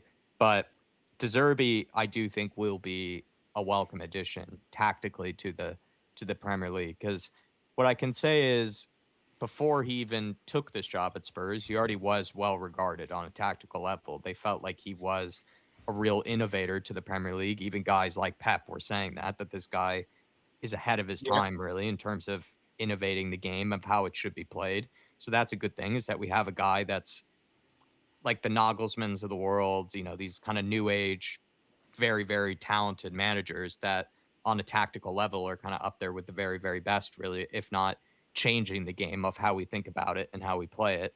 But I do like the fact that he has this intensity about him. He has this man motivation skills like maybe an Ange does and other managers might. And I just think he checks a lot of boxes really for Spurs. I'm really excited about what he could bring for us, Alben. I'm quickly falling in love with him as a manager. And I'm more falling in love with the job that he's already done because it looked at one point impossible, really. I felt like after the Sunderland game, after we lost that game 1-0, which was a frustrating game to even watch in general because it was pretty boring with some missed chances here and there. And then we just get sucker punched with a goal out of nowhere, really, against the run of play. I kind of was like, yeah, this seems a little too late. We were saying that too little too late for De Zerbi. The job's pretty much impossible. The fact that he has actually gotten us out of it is unbelievable. And with some style, may I add, too. The So thing is, big up it just Alben. makes just again, it just stinks to the incompetence of the board because you would argue if they would have thrown more money at De Zerbi when he got sacked out of Marseille, which he got sacked the same day as Thomas Frank, you would have given him a lot more time. We probably would have been dragged out of this situation. It wouldn't have gone down to the wire. And I'm not going to praise them for last minute throwing money at it. No, fuck off. You should have brought him in and thrown money at it as soon as you sacked Thomas Frank, and you allowed it to go on that long anyway. But look, fair play to Roberto Zerbi. Like I said, massive respect for the guy. Moving forward, I'll always wish him well. Now, Kinski, Joao, Danzo are our heroes. They have saved us, says Dark Sun G. Joao Palhinha, I think, is now officially player of the season. I think Kevin Danzo may be a close second, to be honest, at this point. Kinski has absolutely rescued himself. Dark Sun G, I think there's a very generous super chat from Nick about Kinski, which will yeah. save some time for. So big up Dark Sun G. Absolutely saved us. And they probably were three of the best players, you would say, in maybe the final games under De Zerbi, too. Paulinho's been Just amazing, and Danzo's been incredible. Kinski's been a revelation. Bentacore's been incredible. A lot of guys that weren't actually maybe as highly praised under Tudor and under Thomas Frank, really, funny enough. Yeah, look, just on Danzo and Paolini quickly because we'll get on to Kinski in a bit more detail. But when it comes to Danzo, if Romero does end up leaving this football club after the debacle this week, it softens the blow a little bit that you've already got a cult hero, ready-made sort of shithouse type player, you know, like him in Danzo already sitting there in the waiting. When it comes to João Paulinho, his goals alone, the two against Wolves to grab the 6 points there, which is very, very important, and Worth the goal today 20, is 25 worth the million. transfer fee. I Yeah. don't give a shit about age. It just if the board don't learn from this, that like big players, like that do have experience on their side will show you composure in the big moments. And that's something that he has done this season. And this club need to go all out to convince him that to sign on the dotted line. We have an option, to be able to go in and put in the money. I think it's 20 odd, 30 odd million. Go and do it. Now I know that Sporting are interested in the guy and that he is maybe leaning to a return to Portugal. But we need to do everything we can to convince him. His experience and his composure in the big moments. We need a bit more of that moving forward. And to be honest with you, someone like him needs to be made club captain moving forward. For all the reasons why people want Ben Davies to be kept around, Paulini gives you that. Plus, he impacts games on the football pitch, and that's why we need to make this guy a permanent signing. What a fucking hero as well. What a hero. Wolves, when the goal didn't look like it was coming, bagged one. Goal didn't look like it was coming today, bagged one. Same at the start of the season, couldn't score, bagged one with a long shot, which Thomas Frank hates. What an absolute hero. And Jamie Carragher and Sky Sports really do need to apologise to Paulinia. And I'm not going to give this up. This is one of them ones that I'm going to keep putting out there every single game. To come on and say that this guy, doesn't deserve to be at big clubs because he can't progress ball, he's never going to help you score goals, this, that and the other, and all he is a destroyer, was absolutely nonsense. Same with Rodrigo Bentancur, by the way. And all he had to do was check Bentancur's progressive passes stats under previous managers to realise it was a Thomas Frank issue. And where I get really annoyed with that set of analyses is how many researchers do they have that they pay there? Yeah. How many things do they have access to that we don't, that they can easily go and find all of these things? And it just stinks of absolutely laziness, from their behalf. And that's where I get more infuriated with it. In fact, me and you kick back on that, and we have nowhere near what they have at their disposal to be able to get these analyses right. And me and you looked at it and sort of put a pin in it and said, hold on, so look at this objectively. Yeah, could we go and get better midfielders of similar types? Yeah, of course we could. But the guys underneath them are no better. Don't forget we had people screaming for Bergwall to be in there, Gray to be in there. Since they've come out, look how much of a grip we've got on midfield. Look how many passes Paulinho has provided, switching play, putting balls into the winger's feet. But not only that, contributing goals from midfield, which is something that the whole analysis was baked about in the fucking first place. Yep. He deserves a massive apology. 100%, Dave. It's actually, no, I mean, it's, if anything, it speaks to the preconceived biases, agendas that maybe those guys like Carragher, in fact, probably have about certain clubs, certain managers. In Thomas Frank's case, absolutely well said. And for anyone wondering why they'll never have me on, it's because I'm not afraid to call it out. Tony Olo, finally, this embarrassing season is over. Time to turn our attention to the board and clean out the trash. I think Jerome definitely agrees. I know Dropkick, your teacher, agrees. I know a lot of people agree. If not everyone agreeing, Tony Olo, it does. It kind of is that where it's this sense of relief, the sense of, phew, finally, we're done. We can relax. But then that creeping sense of what led to this? Like, why did I have to go through this? And then you're reminded of the Langas, the Vinay's, and the decisions made above board. And then it gets you, of course, frustrated and angry. And then that's where, like you say, your attention should be drawn. Thank you for a great season, by the way, Tony. You've been very generous to us on a lot of match days, so appreciate you.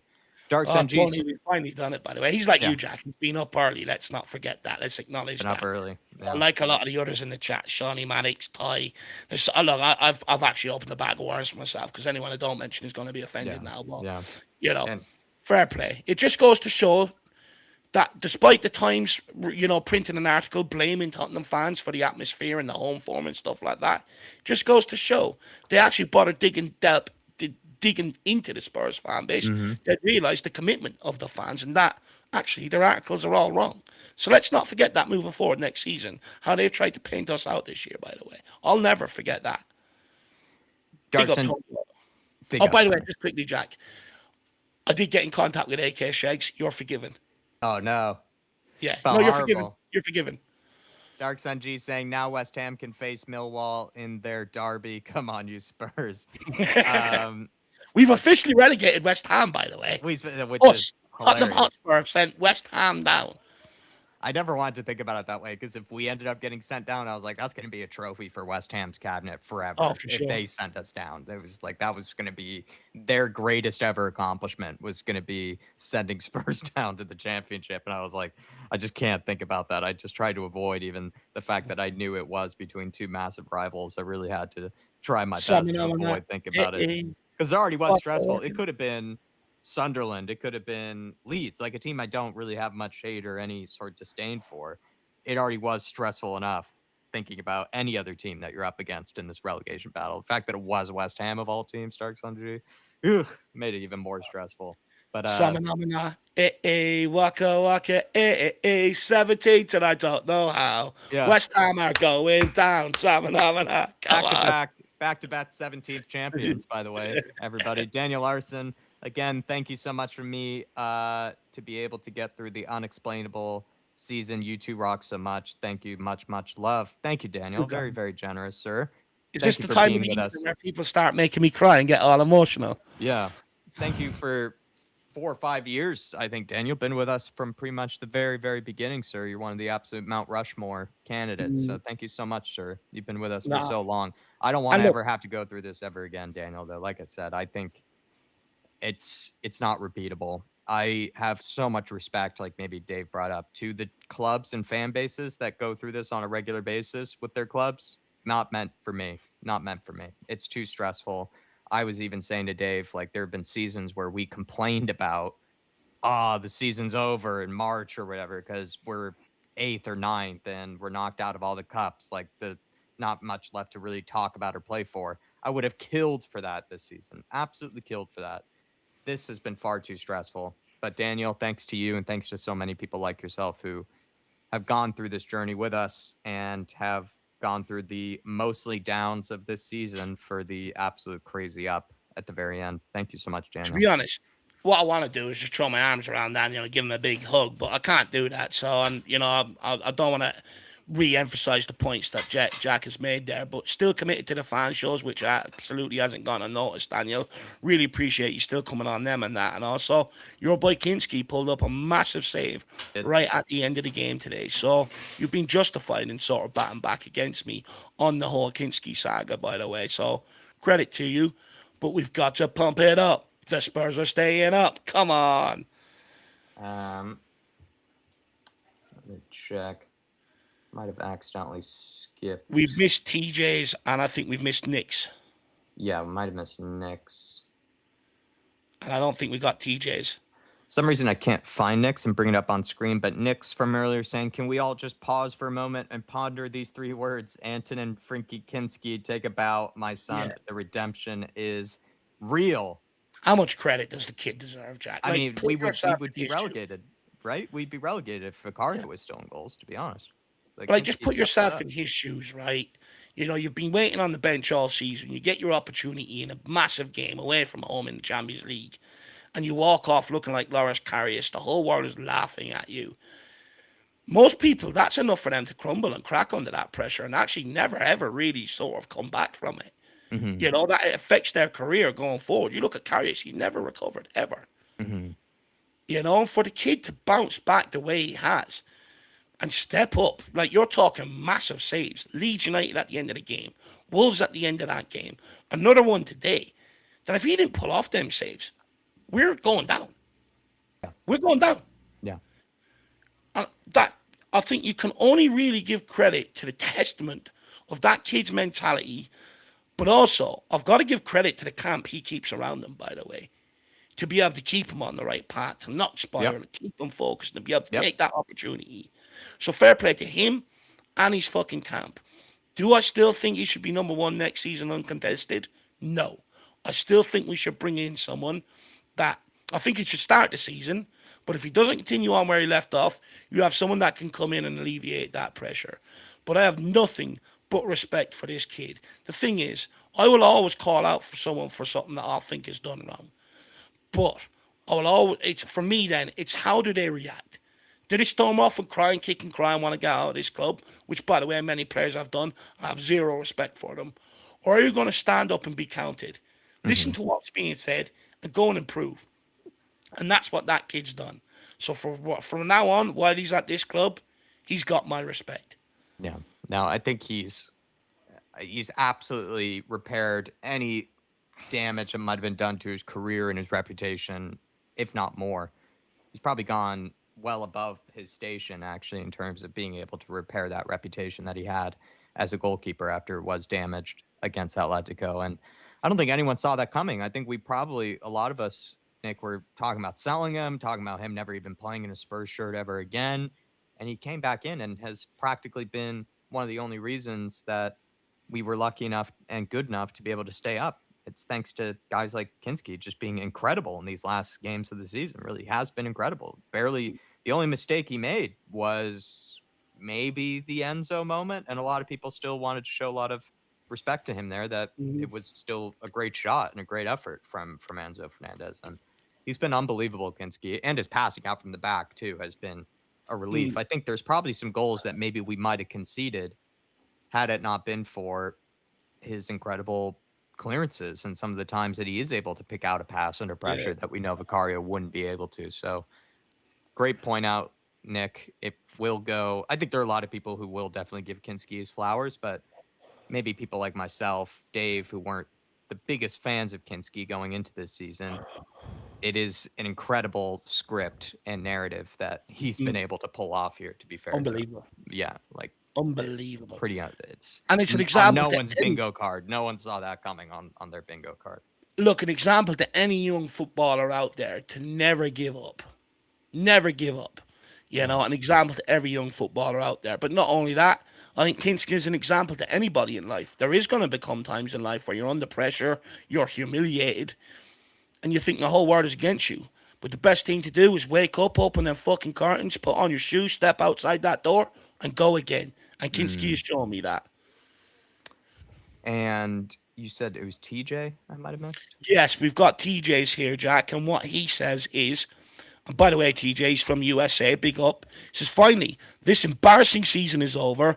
Time to turn our attention to the board and clean out the trash. Yeah, I think. Yeah. From Tony Yolo. Yeah. Oh, is that Tony Yolo, TJ? Yeah. Oh, Tony we got Yolo. it then, my bad. Yeah, no. Oh, yeah, it is. Sorry. No, YouTube, it's doing all these weird shit lately. Big up, a lot TJ. of people have had a very similar message to that, so I was just making sure that, because a lot of people are right to point that out, and I was just making sure it wasn't a totally different one.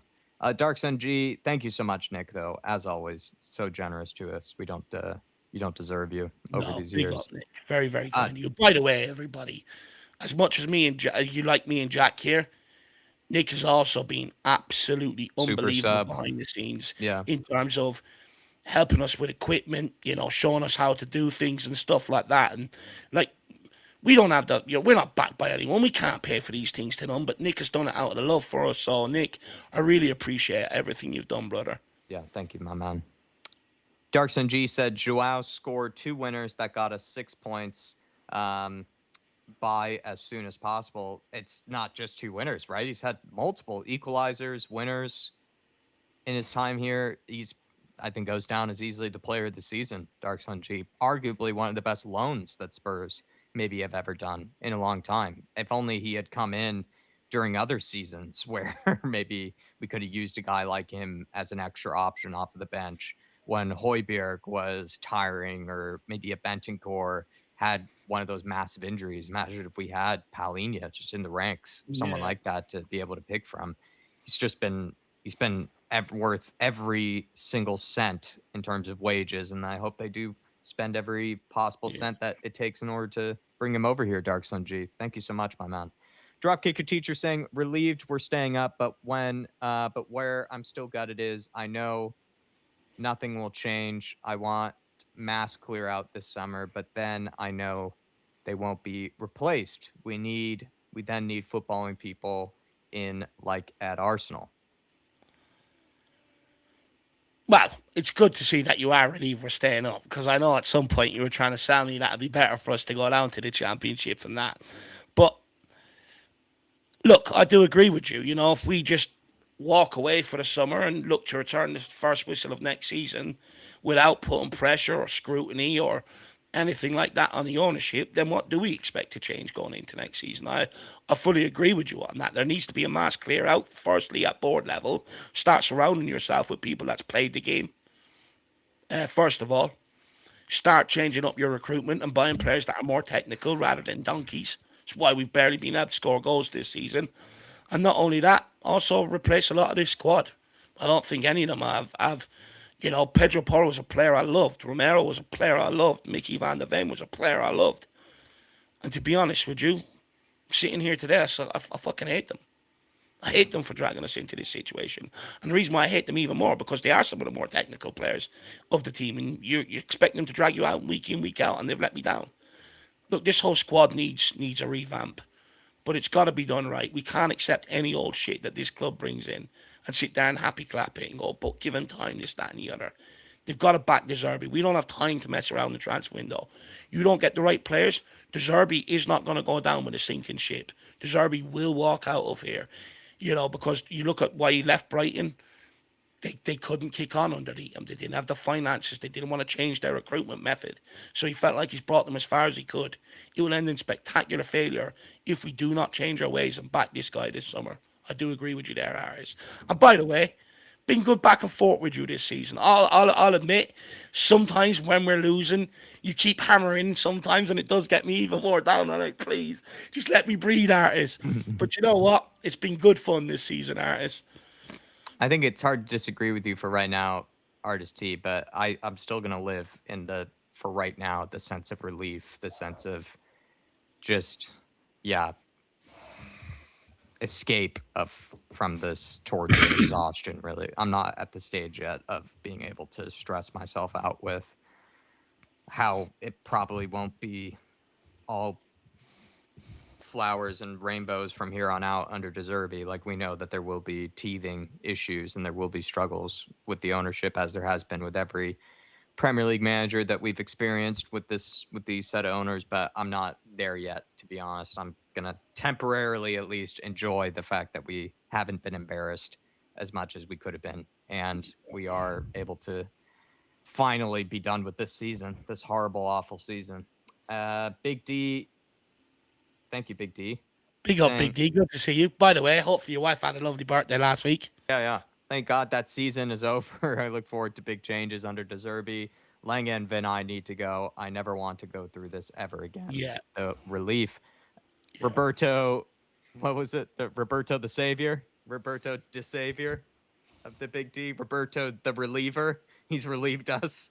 Yeah, he's big up, man. No, I can't do it ever again. I just don't think I could do it in the manner of watching every game like this. Like, I think I would genuinely, if I was in this situation again, I probably would just take a week off from one of the games and just like see what the result was and been like, all right, well, there you are. It's just having to every weekend try to get yourself up to watching a team that you know is awful, playing terribly, manager is awful, manager isn't the right. Like, we just needed something. I think Zerbi's just been a relief in the fact that he actually gave us belief again in whether we could play actually some decent football and actually could at least remain competitive. I think under Frank and under Tudor, what made it awful was we were never winning games, and we also looked wildly out of our depths in terms of the competition that we were up against. We were lucky not to have been smacked 5-6-0 in one of the games this season, I felt like, under Frank or under Tudor. Whereas with Zerbi, it was the opposite. If anything, under Zerbi, every single game, we left feeling like we probably deserved more from it. So thank God. Yeah. I could never live through that again. I could never. Look, Being it's that difficult. bad of a team is awful. It's awful. It's difficult. As soon as you wake up, you're worried about, the state of your football club, knowing the problems you have, knowing that you're being dragged into this battle because you don't have the right pieces and that to be able to pull you out. Going to bed thinking about it. Any spare time you sit down during the day, it covers your mind. It consumes you. It's a horrible feeling. You lose focus elsewhere. It's absolutely horrible. And look, most people use football as an escape from real life. This year, it's been more stressful than real life. Yeah. It should never be like that ever again. And Dark Sun G saying, now we can face teams like Hull and Coventry. Come on, you Spurs. Yeah. It's fun to come up against Hull City. I actually do. Wouldn't mind coming up against Hull City. Wouldn't mind getting one over Lampard at Coventry either, by the way. I think some people are really happy with Ollie McBurney for not only his winger, but the fact that he, at one point in 2013, 2014, tweeted something like, yes, get in, come on, you Spurs, or like something like, I think he might, I'm not sure if he is a Spurs fan, but maybe he at one point was cheering for Spurs in the game, which was funny to see. Dark Sun G saying, now we can use Vuskovic next season in the Premier League. Oh, yeah. I think Dave pointed out that if we are able to keep Romero, just think about this. Center back options for next season could be Romero, Van de Ven, Kevin Danso, Luka Vuskovic. Amazing center back options. Yeah. And Senesi is pretty much confirmed, I think, too. That was depending on Premier League survival, by the way. So now we can also finally do those clips of looking at players that are being rumored with Spurs. So many of them were like, oh, if Spurs stay up, if Spurs go down type of thing. And now we can finally entertain some of those rumors and conversations. It's believed that Senesi and Robertson are signed on. You know, if you look, I know people may be done with Romero, but I think if you can clear out Radu, clear out Ben Davies, you know, you add Senesi, you add Robertson, you keep Spence and Porro, you keep Romero, Van der Vendanzo, all of a sudden your back line is sorted. Then you're looking at you need a goalkeeper, maybe another midfielder or two, and some improvements across the forward line. So like you know, along with Voskovic coming through, it sort of gives you the foundation to build off moving forward in that regard. But it'd be interesting to see if them rumours are true, though, Jack. Yeah. I mean, if Senesi's coming in and with no Europe next season, I have a strong feeling that means someone's probably big Yeah, oh is yeah, leaving. But ideally, Dark Sunji, that would be our center back options, which are incredible options. Q7 saying nothing to celebrate, just relief for me. It's been some journey going through this pain with you both, lads, and let's hope we never have to do it again. Fans need to be on the board now. Thank you, Roberto De Zerbi, and get Palhinha signed in immediately. couldn't agree more. Absolutely couldn't agree more. Look, first of all, thank you for sticking around. I know it's difficult tuning in, looking for positivity, and we're not providing it. You know, we're sort of realists. You know, we're not going to shy away from what we think the problems are and that. So thank you for sticking around with us. But look, again, look, I think Spurs fans going off and blowing off some steam today. I don't think it's celebrating. I think it's just It's blown off steam. it's Literally, blowing that's off phrase. steam to what's been a long, stressful Couldn't season. be a I Irish truer Spurs fans. definition. Yeah, exactly. Go and enjoy yourself tonight, knowing that safety is there. But as soon as we wake up tomorrow morning, wake up, and you just got to go after the owners. You got to put pressure on them to make the right decisions. Because, like I said, you know, when RST put in his comment as well, if you don't, then why expect change going into next season? Yeah. You know. But again, you're also hoping that the media do their job. You know, you're hoping that some journalists get together and question why have Tottenham Hotspur landed themselves in this situation 2 seasons running, and start scrutinising all the decision making inside the club instead of cop out articles blaming the fucking fans all the time. Yeah. Big up Q7 though. We may Really get a great few games comment. this season now. The season's over, by the way. Q7. Nothing to add to it, man. It's an incredibly well put comment that I think everyone absolutely agrees with. I think we're all indebted to De Zerbi and Palhinha, absolute saviors, and I agree with Dave. It doesn't feel like celebration. It's just letting off steam, letting off Yeah. relief at this point. Thank you so much, by the way, man. Tartan's Very, very first name, good. massive thank you to you, lads. Best channel on YouTube. Big up to you, Tartan, our man up in Thank you. Scotland. Very, very generous support. Yeah. Really appreciate it, brother.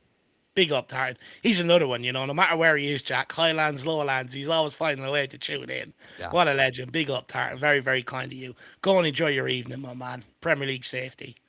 Wemberley saying, thank you to you boys and your guests for this season. It seemed like purgatory for most of us and for most of it. And we've all started and we've all shared the pain. Thank God it's over, though. Big up to everyone who survived this ride. Yeah. That's the thing, right? If this were a roller coaster and you were seeing Spurs fans get in, how many actually would even still be on the roller coaster left? Like, it would just be limbs separated and just fragments of people left over inside the roller coaster. If you survive, anyone who survived this is a real soldier. Yeah, like we said before, Wemberley, I couldn't actually go through it again. I would need to take some type of distance away from it to some degree for my own emotional state, but also just there did reach a point when there was just nothing at all in any way positive to be chatting about before De Zerbi came in. Like under Tudor and under Thomas Frank, it was a slog, really, to try to in any way entertain some possibilities of these conversations of like, oh, well, you know, theoretically we could pick up a win here, do this, do that, and get ourselves out of this. It felt certain. It felt certain that we were going down. It felt certain that things were only headed in a very bad direction with those guys. There was nothing positive to point towards. Thank God we brought in De Zerbi because that was the only positive I think Yeah. that we've seen for the rest of the season. It's And also the mental gymnastics we've had to do this year, Jack. yeah, Concentrating on other teams, you know, calculating shit. You know me, I'm a caveman. I like things plain and simple. You know, having to do all this mental gymnastics. I never, ever, ever, ever want to do that again. no. It hurts. Big up done. Wembley. By the way, he also thanks the guests as well. Like, again, fair play to you for appreciating all them boys. You know, everyone that's come on over the season, they all do it off their own free will, give up their own free time. You know, there's no incentive for them to be here, and there's certainly no incentive for them to keep showing up, you know, through the shit. So fair play to every single one of them, and thank you for acknowledging that, Wembley. And we have Oh, it's warm here today. Whoo, it's getting warm. It's actually cooler since the final whistle went, though, to be it's the fair. heat of all the frustration of England fans, Yeah. people in England See seeing Spurs steam stay coming off up. you, like Yeah, now it's blowing over the hot winds. West Ham and Wolves, two annoying teams, are now gone, says Dark Sun G. Come on, you Spurs. That's actually true. Wolves. Thank God, actually, in a way. Feel bad for saying Yeah. this because I don't have any hate at all towards Wolves. But man, we have never had an easy game against them. Thank God they're gone. And West Ham, to be fair, is never an easy game for us. I think that win under Thomas Frank away from home earlier on in this season might have been one of the only West Ham away wins in a long time. It's never been an easy place for us to go. No. So I think it is actually. Those are two bogey teams. Not West Ham, not necessarily a bogey team, but not a team that's 6 points for us. They make life difficult for us. Never a 6-pointer for us, ever, type of team. So it's good. It is good. And I mean, to think about the teams that are replacing them too, Coventry, Hull City. Yeah, I think it's Hopefully, they're easier places to go. Hopefully much easier places to go. Adrian Chia, big up lads. My Basuma third kit's still good for another season. Thanks for sticking around for such a tough season. Thank you, Adrian, for sticking around, popping in and out. Really appreciate you, man. And yes, every player. That's the other thing too, right? It would have been hard to look back on a lot of these players that went from giving us one of the only real physical moments of success and celebration, which was winning the Europa League. Like, we were giving them so much praise. Some of them maybe weren't even necessarily the best or even close to the best Spurs midfielders of the last decade or so, but we're part of the winning team. We're part of the team that did get over the line. I think we said what was amazing about that Europa League winning side under Ange was they would not be able to put a toe to Pochettino's side or anything like that, but they were the team that were able to get over the line. They were the team that were able to actually win that trophy and not be knocked out embarrassingly by whichever team from Austria or some team like an NS Mura or whatever it was, right? Like, we were able to get over the line with players like Basuma playing incredibly in the final days of the season. And even though I want to see the back a lot of them,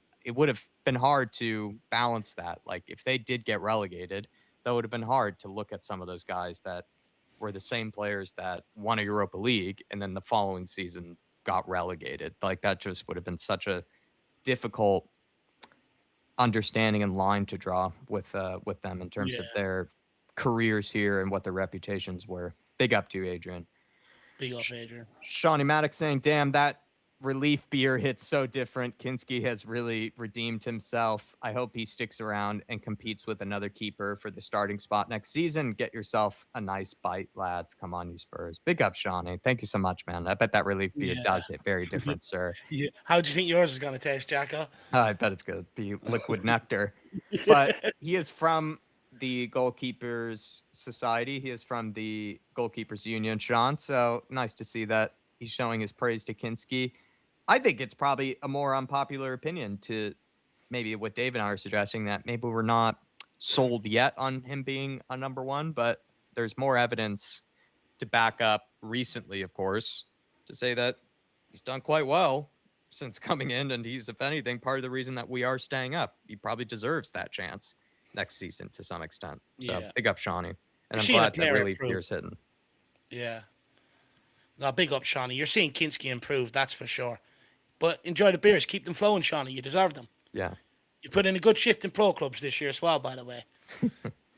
Kinski chose us, says Dark Sun G, instead of the World Cup, which shows his mentality and love for the club. It also shows that he kept his... In January. Also could have got out in January, by the way. There was a move touted. It also shows that he kept his spot even when Vicario returned. I think Vicario's out of here, Dark Sun G. I think that was the last we'll see of him. Him embracing Zerbi, which was nice to see. Vicario, at the end of the day, you would never accuse him of not caring. He's always cared. It just maybe wasn't good enough. And Kinski, I mean, he has all of the foundations of potentially being a great goalkeeper. He seems to have a good head on his shoulders, like Dave said, good crew around him. When he made one of the most Carius like performances, he picked himself up, was able to recover, put in incredible performances like he's done now under Zerbi. But then he's a modern goalkeeper in the sense that he can play out from the back. He's composed on the ball, can strike it really well with good technique, claims crosses for the most part decently well. Like he has decent foundations as a goalkeeper. I think we just all wonder whether he can be a top class shot Yeah. stopper, I guess. That's kind of what we're wondering is he has all these other elements to his game that Vicario definitely did not. But the one thing Vicario maybe did have was he was a great shot stopper at Well, times. And we'll see if Kinski can be that guy. the biggest praise I can give Kinski is for large parts of this season, I wanted him sold. I'm coming out of the season going, do you know what? Thank Still God got he time on wasn't. his side. Yeah. Yeah, thank God he wasn't. Still got time on his side, and he's improving. Let's see what he's got next year. Yeah.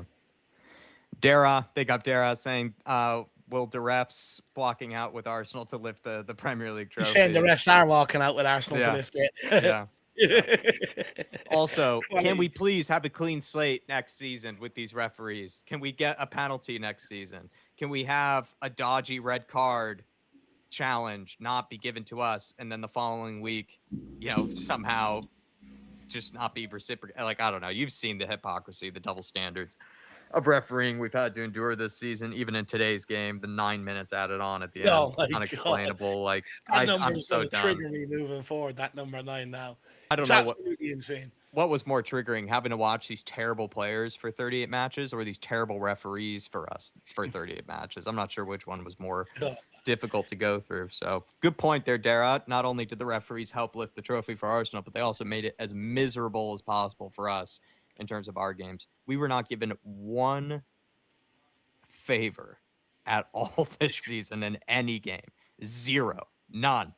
I also made the case, even though we kind of deserve to be where we are because we're a terrible team, I don't even think we would have gone to the last day if it wasn't for the referees trying their absolute hardest to make life difficult on us. There have been so many games where they've made blatant errors that would have given Spurs points if they made the right decision, and then we wouldn't have gone to the last day. West Ham would have already been relegated, etc. Like, it's been insane. It's been insane, Dara. Please, can it be a clean slate next season? Please. If you look closely, you'll see Michael Oliver and Stuart Atwell lifting the Premier League trophy, while the Arsenal players jump behind them. And I think if you actually seen today, I think the whole Pedro and Well got a guard of honour as well after the game as well, I believe. Big up, Dara. See them crying that Spurs weren't relegated. Alan Leslie, 23 months as a member. Flat after that, onwards and upwards, up the Spurs. Big up, Alan. Yeah, big up, Al. Appreciate you, my man. 2 years of support.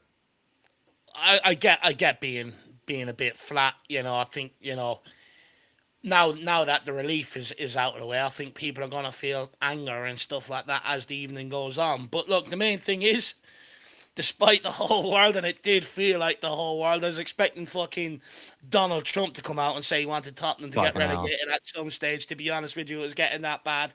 I was expecting Keir Starmer to come out and say we want Tottenham relegated. Honestly, it just felt like everything was absolutely against us. But you know what? Fuck them all.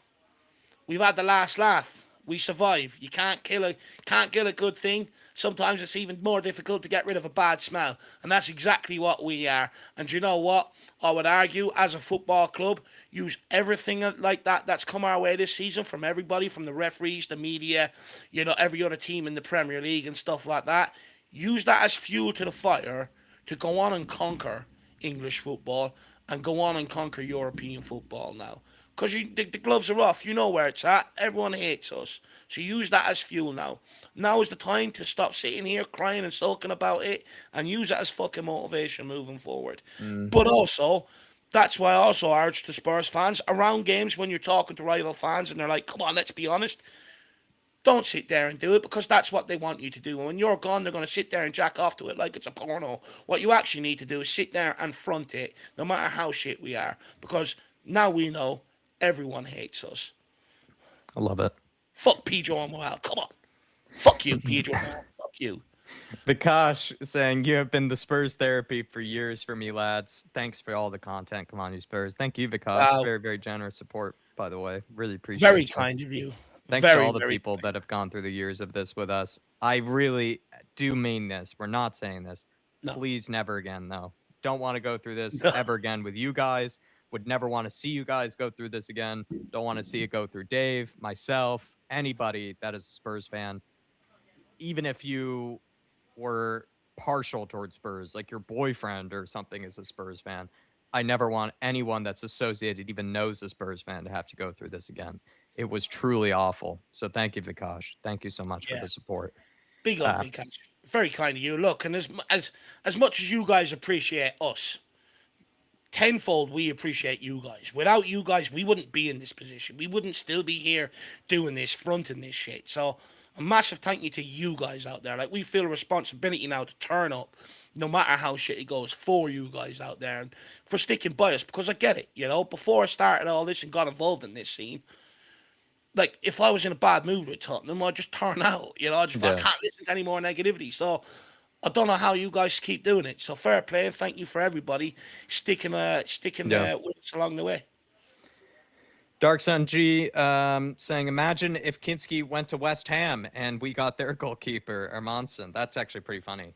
Dark Sun Yeah, G, that even was a scenario at one point. What is funny, though, is both goalkeepers actually ended up performing quite well in that back end of the season. Like Hermansen yeah, was he did making actually. he Yeah, was making some crazy saves for them. I think even against us, if I'm not mistaken. I think he was the goalkeeper in our loss under Thomas Frank. And I remember he had a worldy of a day with some saves here and there. So he's been quite good for them. And Kinski's also been amazing. I would never trade them for the world, but just saying that you could say both keepers did a pretty good job actually in keeping their respective teams yeah, competitive in this relegation fight. So that is funny, Dark Sun G, to remind us.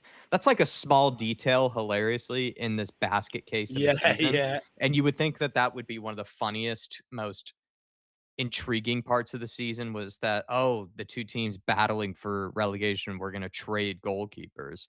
It was actually probably a small crumb in this basket case of a season, really. Like a small footnote would be yeah, something like that, which just, yeah, speaks to how ridiculous this season's been, Dark Sun G. yeah. Daniel Larson, by the way, hope to meet you guys in real life one day. Got Mm, to get to a Spurs game myself and with you guys there. That sounds amazing, Daniel. Yeah, I mean, when we are planning a trip, we are usually able to do it pretty far in advance. So we would let you know, of course, what game we end up going to. But yeah, uh, Daniel, that would be amazing. I mean, it has been a pleasure and a privilege to be able to meet so many people. I mean, for yeah, people like yourself and me who live so far away from so many Spurs fans and are so far away from the real hub of the culture of it all. yeah, Like even just doing it online was already so much better than what I was used to. I remember having to just be alone in my own thoughts and my own world oftentimes when it came to Spurs. Even just being around a Premier League fan was like a big deal for me growing up. And most of the time they were just Man United fans, Arsenal fans, Liverpool fans. So I would just have to endure listening to them talk about their clubs and what's going on with them, etc. But so the Spurs online community has been a, I mean, it's been a huge, huge blessing. But it is nice to actually every now and again meet people in real life and just see how not only are they cool people online, but actually even better in person. and, So love that, Daniel. Looking and forward to look it. as well. Being brutally honest, I'm a bit of a loser outside of this. Football is my passion and my hobby and stuff like that. And you know what? It's endeared me. Like, you guys have accepted me into my passion and my hobby, and what I dedicate my daily life to. So for that, I can only ever be grateful. Because to be honest with you, even going to games, I've never ever ever had one bad experience ever. Yeah. So thank you for everybody for endearing myself and Jack and taking us into this Spurs fan base. Because again, without you guys, we wouldn't be here. Thank you for making it possible. Thank you. Thank you, Daniel. Very kind comment. Nitro DJ, I've had 44 years of doing this shit. Scott Lewis, come on, you Spurs. Big up to you, Scotty. Well, big up, And Scotty. Good to see Al you, mama. Al Dante, big up Al Dante. Come We on, are Aldante. staying up. Come on, you Spurs. Big up Al Dante. Got to pump it up. Tottenham are staying up. You've got to pump it up. Oh, come on. Any tune today is going to sound blissful, and I'm going to turn it into a Tottenham staying up Mm. song. I cannot wait. Go on a celebratory Spurs run, El Dante, if you're capable, if you haven't done so already. Love Fuck that. it. Forget the run. Naked Do run. Stone Cold Steve Austin with 2 cans, crash Yep. it together, and just devour them like Just an animal. have like a 6-pack just attached to your chest, and you're just going on a long walk, just sipping the beers in a Spurs jersey. Big up to you, sir. Um, and we'll take this one from Dropkicker Teacher. For Charleston stays next season, it's a write-off for me. I'm gutting half of this squad. I'm gutting Solanke. And this is coming from a guy that was really back in Solanke. I'm done with him. I'm done with Richarlison. I even have a Richarlison kit, and he drove me crazy at certain points this season. I probably will. I mean, yeah, that's a long video, but I am gutting half of the squad, really. Yeah. I mean, Yeah. even half the players that started today that I showed so much praise and love for, like now that the God. season's over, a lot of them I would consider getting rid of. I don't know how much longer I can put up with some of Pedro Porro's performances, even though he was arguably man of the match today. He put in some absolute stinkers before this that I don't know if I can live through anymore. The list goes on. So, yeah. What I will say, Artis, and I know you may not understand it now, but 30 years down the line, you remember I said this to you, and you go, "Do you know what? Should have took that advice a long time ago." Just enjoy staying up today. Enjoy the moment. You're already looking forward to, looking too far ahead. Enjoy the moment. We've survived relegation. We've sent West Ham down. Live in the moment for the next few hours of what's left this evening, and then wake up tomorrow morning. We can gut everything if we need to, but just live in the moment today. Sometimes it does you the world of good, because all you're doing is going from one worry and stress to another. I haven't even thought about having to watch Richarlison next year. Now I am with you. I hope. Yeah, that's what I was trying to say earlier. Like, it's just too soon for me to be even thinking about some of this crap. But you're not wrong. Not good. It's just No, too you're not. soon. That's the thing. You're not wrong. It's just not good. Sometimes you just gotta go. Do you know what? I'll take that today, and that's my lot. And I'll wake up tomorrow worrying. If anything, today I'm the sort of guy. Not Darks and G, Dropkick Teacher. Like today, I'll praise Richarlison all day for his performance, and then the next day, someone will be like, "All right, so like, what are you doing with the squad?" I'll be like, "Oh, get him gone immediately." But in the moment, like I said, Pedro Porro, fine example. Like today, I'd argue Pedro Porro might have been the player of the match. He might have actually been one of our. He was unbelievable. Didn't put a foot wrong really ever. But then if someone asked me tomorrow or a few days from now when I've calmed down, would you get rid of Pedro Porro? I'd heavily consider it. I'd really consider selling him. So yeah, I just say live in the moment for at least a second. Well said, Dave. Tartan Spurs, 35 months. Always appreciate you, boys. Thank you all for your hard work. Thank you, Tartan. Been very, very generous and kind with your words today. Appreciate you, my man. Our man up in Scotland. Very, very kind of you. But look, we're not going anywhere. We may have a few, days here and there that we plan on going away or stuff like that. But we've got a World Cup. We're going to be doing watch-alongs. Yep. We've got an Arsenal hate along to do. Yeah, we've got an Arsenal hate along to do. We're all becoming PSG fans for one day. Then obviously with how much of a mess this club is in, there's going to be plenty of stuff to talk about and discuss and stuff. So we ain't going anywhere, by the way. We're not leaving your screens. I do have 3 days coming up next week with my dad, going away camping, which means I can get away from all the internet, everything else, and just fucking enjoy my old lad's company, to be honest with you. He's been through a big year with his heart, and Spurs certainly haven't made it easier, which I'll never forgive them for. But you know what? It'd be nice just to go away for a couple of days, switch off, and then we can get back into gutting this, gutting that, and fucking everything else. But we're not going anywhere, by the way. So don't think we are. We're not disappearing. We will be back. We've got plenty to do.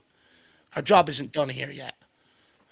El Dante, thank you, Dave and Jack, for all your hard work this season and the streams. Appreciate you both massively for what you bring. Thank you, El Dante. Thank you to everyone. Thank you, Del Boy, as well. Very kind comment, Del Boy. Appreciate you all. Love you all. Spurs are staying up. We are going to be in the Premier League next season, everybody. And hopefully with the Zerbi, don't have to even be close to these positions ever again. I will be celebrating from the rooftops for an 8th place finish next season after what we've had to endure this season. That'll feel dizzyingly high, too high, if anything. Maybe just start off easy on an 8th place or something like that in the Conference League. But we are staying up. We will be in the Premier League next season.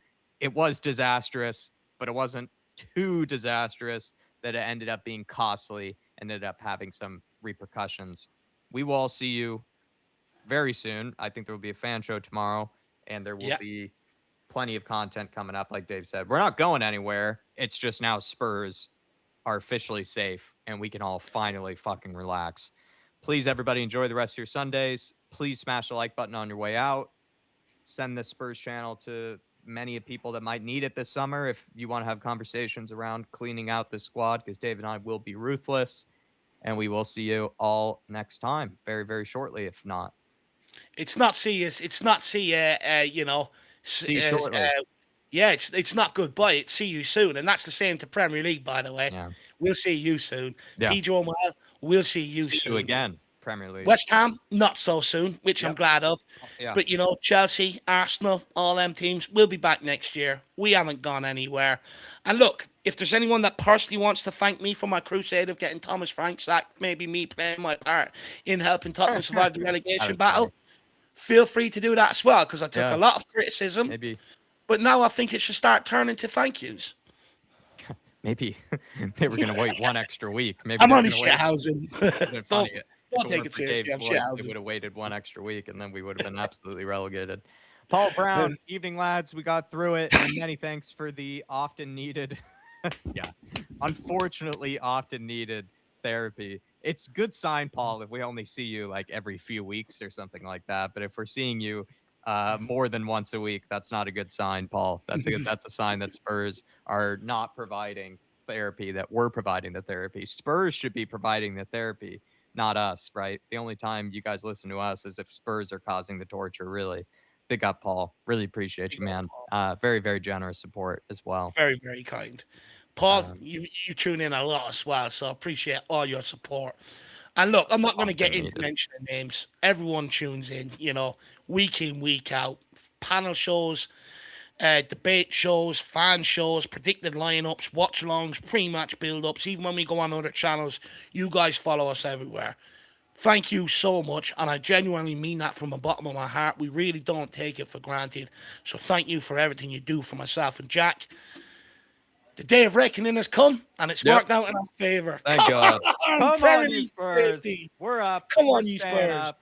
We will be in the Premier League next season. See you all. Have a great rest of your Sunday. Have a great rest of your evenings. Au revoir for now. Come on, you Spurs.